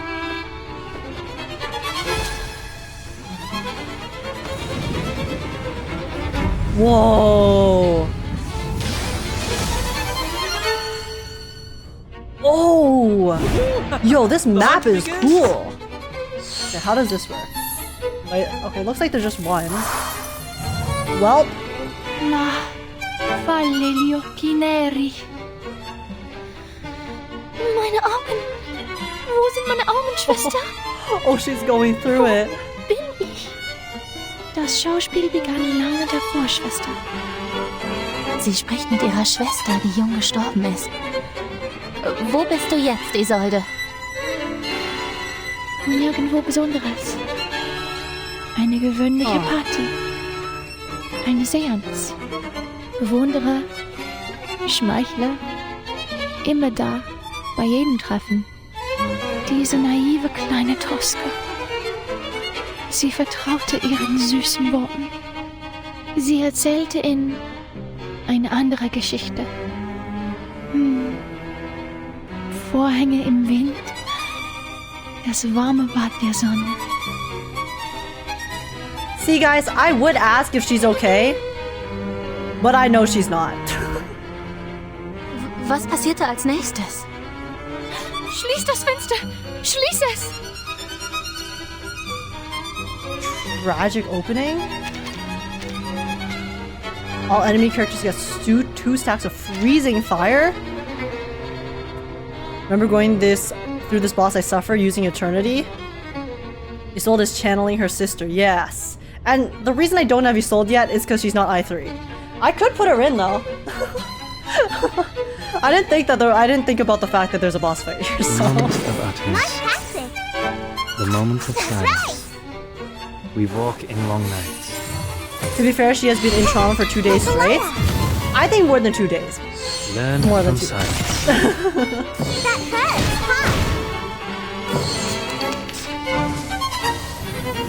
Okay, let's see. So the freezing fire stacks every time she attacks. Holy crap, that is so many stacks. What does freezing fire do? Healing taken minus 15%. At the end of the round takes the holder's Genesis damage. Stackable up to 30 times? Oh, that's just regular burn. Genesis damage taken. Okay, that just increases. It's fine, it's fine, it's fine. I'll be okay. It's okay. That's right. Oh, wait, let's do this. Great decision. Must pass this right. Enter command. Everyone has their own destination. Anyone feeling cold? And the fire stacks cut half after every turn unless it reaches 30 at the same turn. Well, we'll see. I have to heal next turn. Even though the healing is reduced here. And Tooth Fairy's OP, so it's fine. Okay. Must pass it. Okay, let's do this. The moment of utterance. Double buff. Come on, this is the one. And then we'll heal up.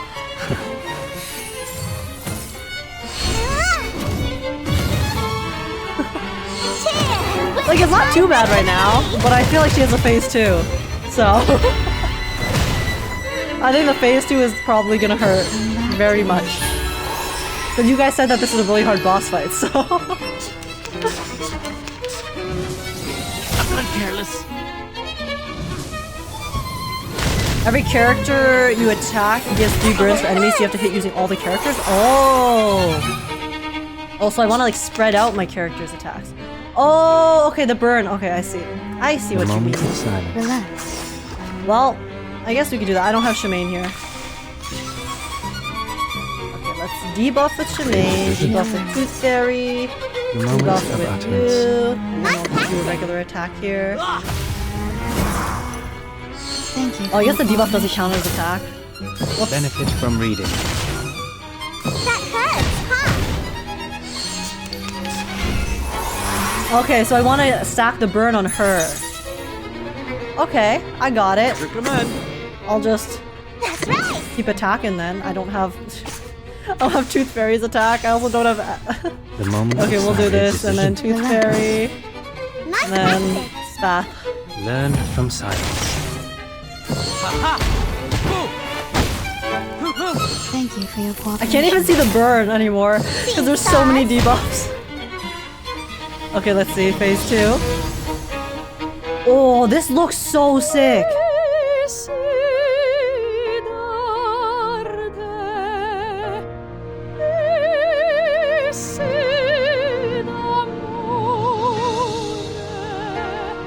Her phase 2 looks so pretty. Was ist los mit deiner Stimme? Wo bist du jetzt? And she's serenading us. Eine Probe. Der goldenen Ball. Sei nicht sauer auf mich. Ich weiß, eine Schauspielerin sollte perfekt sein. Jede Toske sollte den feinsten Traum darstellen. Sie Guys, sehen this sie music als einen is so Vogel. nice. Aber genießt sie das? Tut sie das? Oh, I like what the piano did there. Ist der Vogel noch da? Ist fort.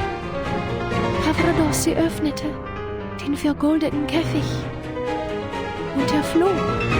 Oh. Okay. Let's see. So. Okay. So we just need to stack fire. Time for tongues to speak of truth. So we'll debuff here. Use Time for this and tongues to then... speak of truth.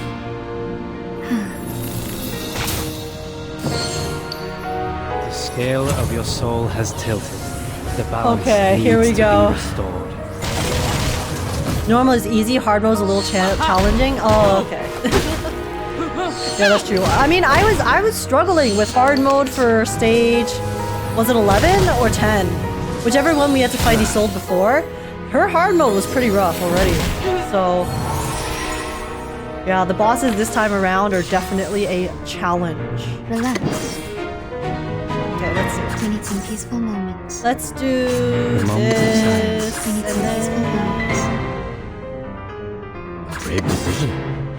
Benefit from reading. This is fine for now. I smell the scent of mint oil. Let's do it. Rank 2 cards give more burn? Oh, okay, that makes sense. I honestly don't think I'll really have a problem here though. It's just normal mode, so should be fine. Stop.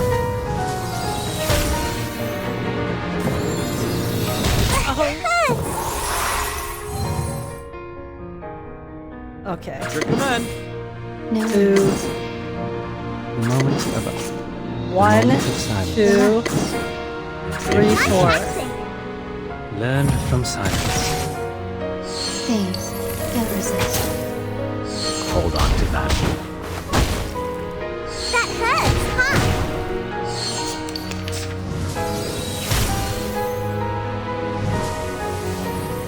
Three ways for this boss. 1 is burn, 2 is Marcus, 3 is counter team. I mean, Marcus isn't even out yet though, so I'm assuming you mean like in the CN version when she is out later.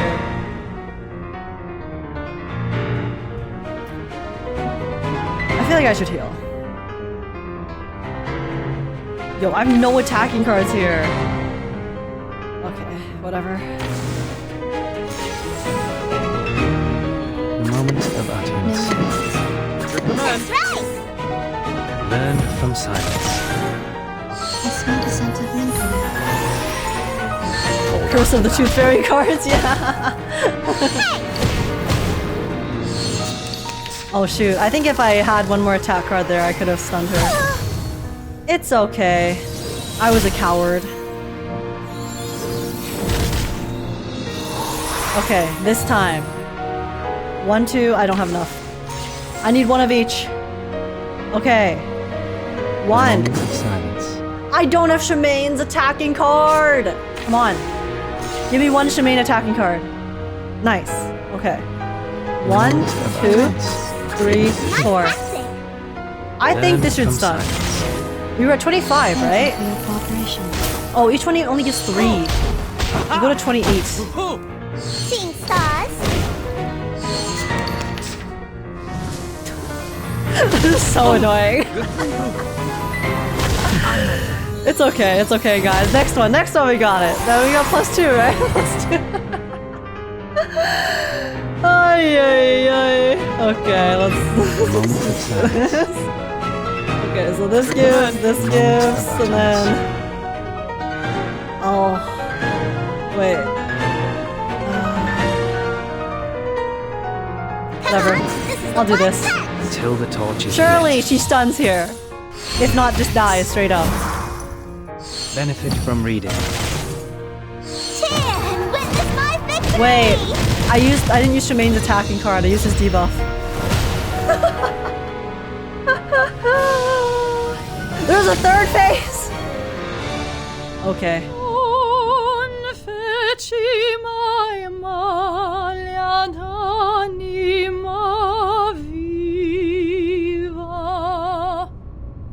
Erkennst du dieses Teil? Das dachte ich mir. This boss fight's aesthetic in the background and the boss itself looks so nice. Sorry, that's a side note, but it's the atmosphere is impeccable. You're overdoing it, Miss Kakania. Mir geht's gut. Mach weiter, Isolde. Von einem Punkt zeichnete der Pinsel einen Kreis. Das Porträt begann mit diesem dummen Kreis. Dann zeichnete er Augen und einen Mund. Und dann gebar der Kreis den Kreis. Unheil gebar Unheil. Oh, so it was a self-portrait. And then she turned it into like the abstract circle, I'm guessing? Kunst.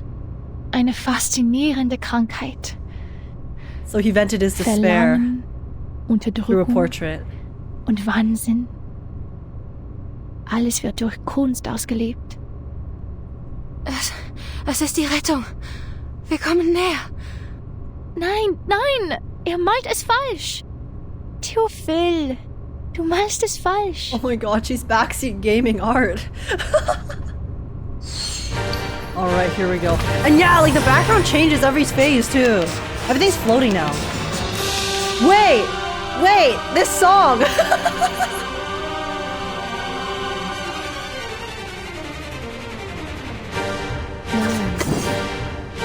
The moment of silence. Okay. Oh wait, I want to save that. I'll do this one. The moment of utterance. The moment of silence. Oh wait, I just realized there's a ghost here. We walk in long nights. Dude, this BGM slaps so hard. Sorry, it's probably so loud for you guys. Oh my god, I'm gonna die! She summoned more ghosts, guys. I think I die here. I don't think I live. I will not lie. I think it's over for me. Okay, let's see. So, maybe we can just no, we don't have enough to one tap, one stack. One turn, burn her. But surely it'll be fine. Okay. I am going to do this. And then we do this. We do this and we do this. Speak of truth. Surely we, you know, stun her.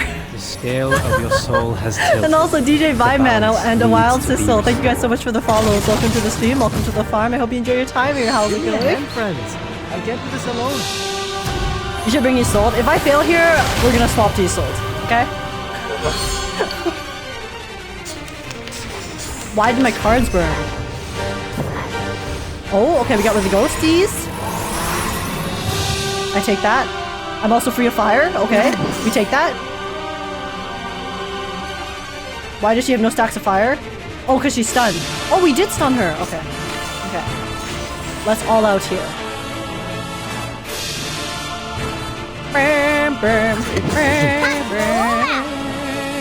Nice tactic. Recommend. Anyone feeling cold? Oh, that is a giga big buff. Hold on to that. How many? Is it just one turn that she stays stunned for? Yep. Okay. If only I had my ults that turn, that would have been big damage. Okay, let's see. So, I think we actually will do decent with this. So we do this. No, we'll do this first. We'll do this. Then we'll do Shamaine, and then this, and then this will stun. Benefit from reading. And then we can use ults next turn. And then she dies. We'll be fine. We'll survive this, guys.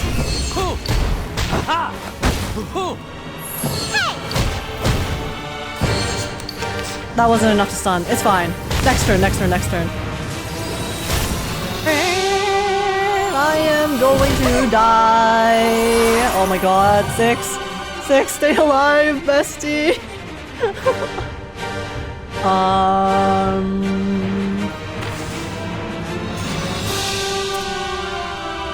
I really am playing with fire here, aren't I? Okay, 12 isn't enough for me to start. I mean, actually, if I do this, because this will give how many stacks? I'm not sure. Should we try it? Should we risk it for the biscuit, chat? I think we risk it for the biscuit. I am going all in. Breath in. Surely this stuns. I don't want to do the math. Benefit from reading. Give me a hand, friends. I can't do this alone. I think we're fine. I think I got it. Seeing stars. No! 28? Really? Really? I had 28, bro. No, 6!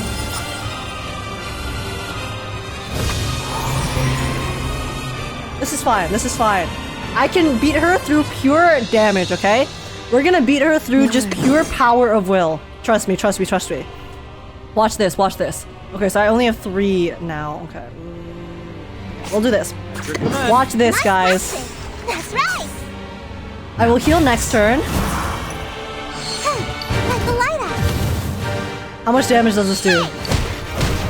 Okay, that was fine. So if I ult next turn, actually, I think we should be good. Yeah. I think I'll be fine. Okay, all in here. Surely I don't need to beat the ghost. Once I beat Isolde, the ghost will die. Right?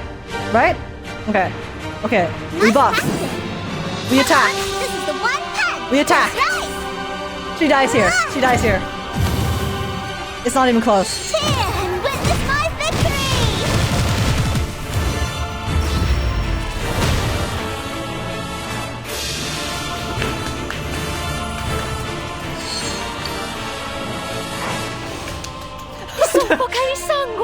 There was hesitation. Those ghosts survived for a little too long there. I was so close. The absolute state of my team, guys. Dr. Kakania! Was passiert als nächstes? Was ist danach passiert? Did Kakania overexert her power? Is that why she's struggling right now? Wohin bist du gegangen? Bitte schau mich an, Doktor! Hilf mir! Bitte hilf mir! Guys, sorry. I just realized...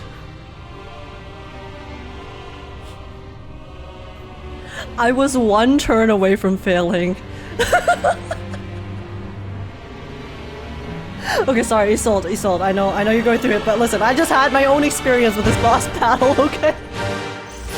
Victory. Oh, that was pretty hard. I should excuse myself. I'm cracked, not even close. W. Okay. Back to the story. Doctor, you must stop Immerse. using the mirror.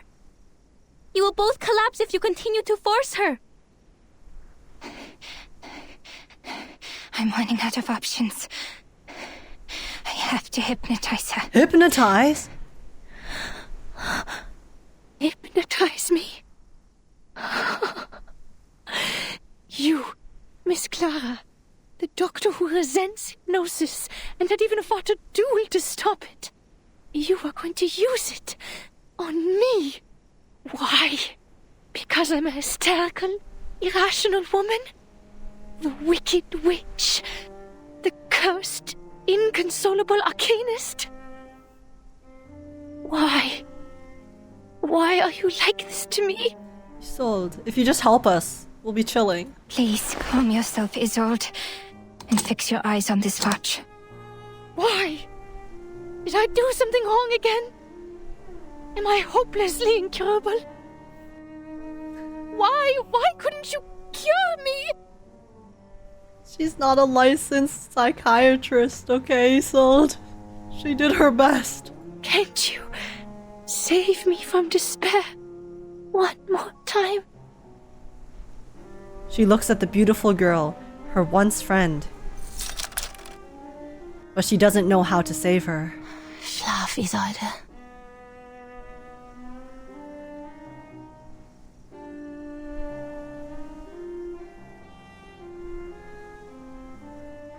Sorry, that is pretty mesmerizing. Geh zum Ort des Friedens.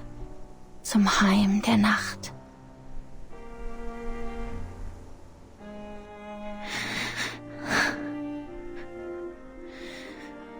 Du bist die grausamste von allen.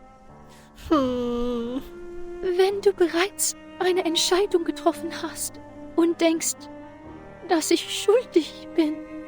Because she still cares. Warum behandelst du mich dann so sanft? She still cares about you. Wenn das die Erlösung ist, die du gebracht hast, werde ich sie mit Freude annehmen.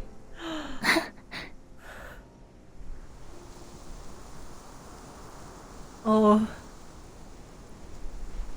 She begins a familiar aria, singing with all her heart. Her voice at last, not some guise or act, but her true self.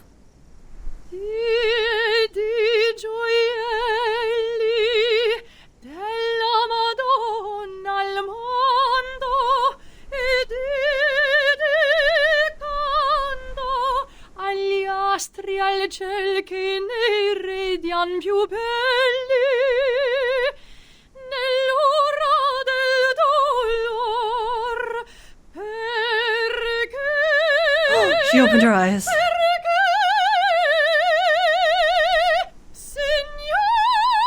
Oh my gosh.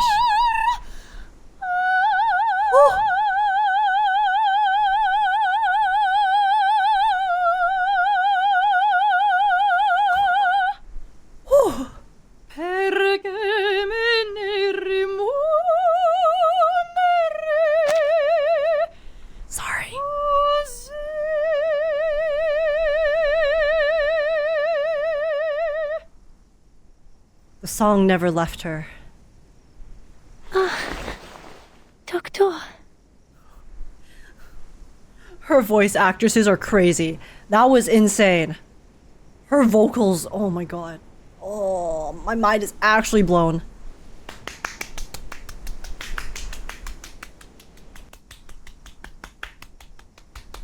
Clap, clap. E lucevan le stelle. Oh. That's what it means? That's the name of the story. E lucevan le stelle. So that's how you pronounce it. Okay. I grossly destroyed it with my pronunciation. I apologize. ...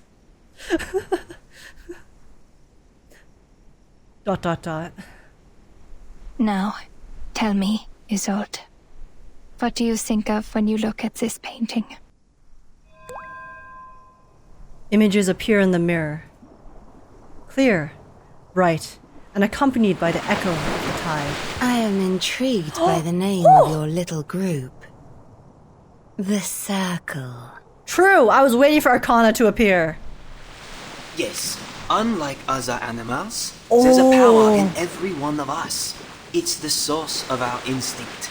Following it, man survives the cruelty of nature.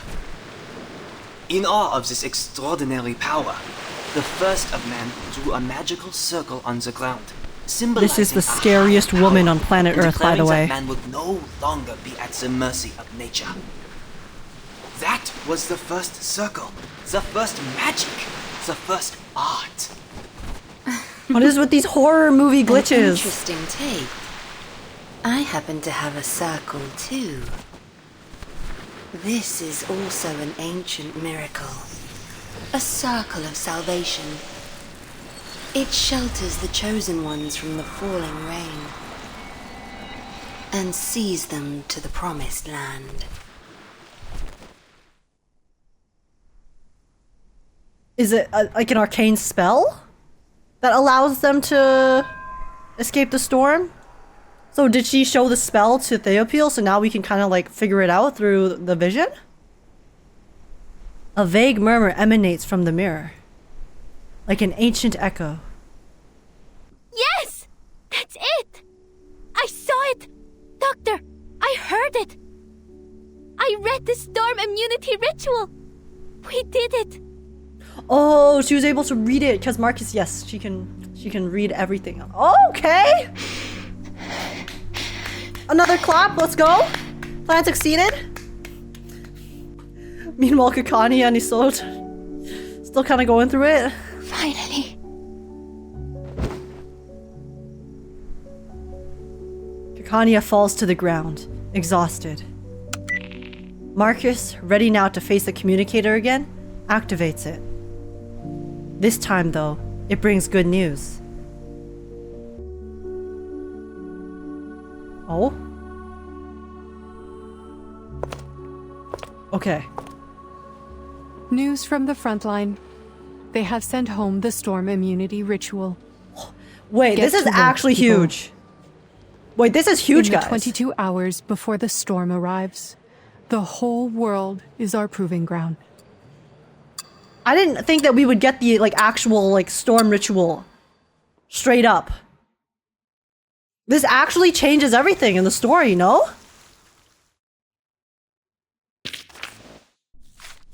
I thought we would still have to like work towards getting it a little bit more, like in one more chapter. Then is it I feel like the entire storyline of Reverse 1999 or the landscape of the world and the Foundation as is going to completely change. Guys. That's insane. This chapter gave us so much.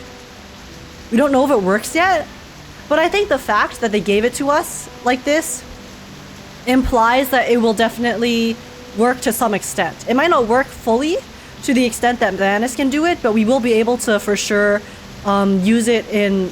It'll benefit the Foundation, 100%, okay? So, that's actually massive. This literally changes everything. Wow. Okay, wait, so... What's this? A reply on how to best take care of daggers and hand mirrors. Okay, we'll read this. This is the final note. Miss Marcus. Sorry. Miss Marcus, Level 2 Investigator.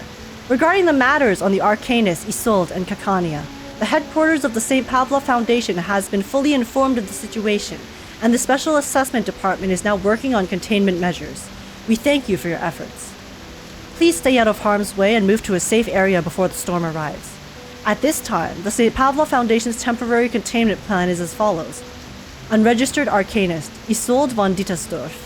A preliminary threat assessment report has been prepared, and the subject meets the Level 3 containment criteria in the St. Pavlov Foundation's underground shelter. We will temporarily mobilize the Razor Squad, a special operations squad stationed in Prague, to arrive in Vienna and assist the investigative team in any way possible to ensure their safety throughout the containment process. Unregistered Arcanist, Clara Wingler. A preliminary threat assessment report has been prepared. The subject poses a low level of danger. In accordance with the Containment Management Regulations, document number 003, no mandatory containment measures will be taken. Please ensure her safety, as she will be subpoenaed in the future as a martial witness to the Vienna incident in accordance with the law. May the peace be with us. St. Pavlov Foundation Headquarters. Okay, so that's the final note on what is happening to Isolde and Kakania. Isolde is being detained. Kakania is free to roam. So that's interesting. Well, guys, I know Kakania, little like heard through the ghosts that Kakania will be playable in the future. So I'm assuming 1.9 is the next story, main story, right? So I guess we'll have to wait for her to be playable then. I will be pulling because, you know, my girl. But wow, oh, that story was... I'm honestly still kind of processing it all, but yeah, that was something, all right. Like, I feel like the emotional roller coaster I went through the entire time was just so rocky because crazy stuff happened, right? And then there was disasters, and even knowing that there was impending doom on the way, just, it's like, it doesn't prepare you. You can't prepare yourself fully for exactly what happens. I didn't expect them to go on like a killing frenzy from the storm when it arrived, the storm syndrome, and then you know, like, I guess Isolde went on a little bit of a killing spree as well, which I thought she would kill, you know, like maybe 1 or 2 people, and I know I mentioned before that, oh my god, what if she goes on a killing spree, but I didn't think she'd actually kill like 4 people. But then the ending all with Marcus and Hoffman. Guys, the Hoffman-Marcus part was so sad. I really didn't expect to cry. That was it was a really touching moment. And the voice acting, this chapter, okay, 100%. Overall review of this chapter, okay? Story, 9.5 out of 10. Only reason I'm not giving it 10, because I always like to leave room for something better. Voice acting, 10 out of 10.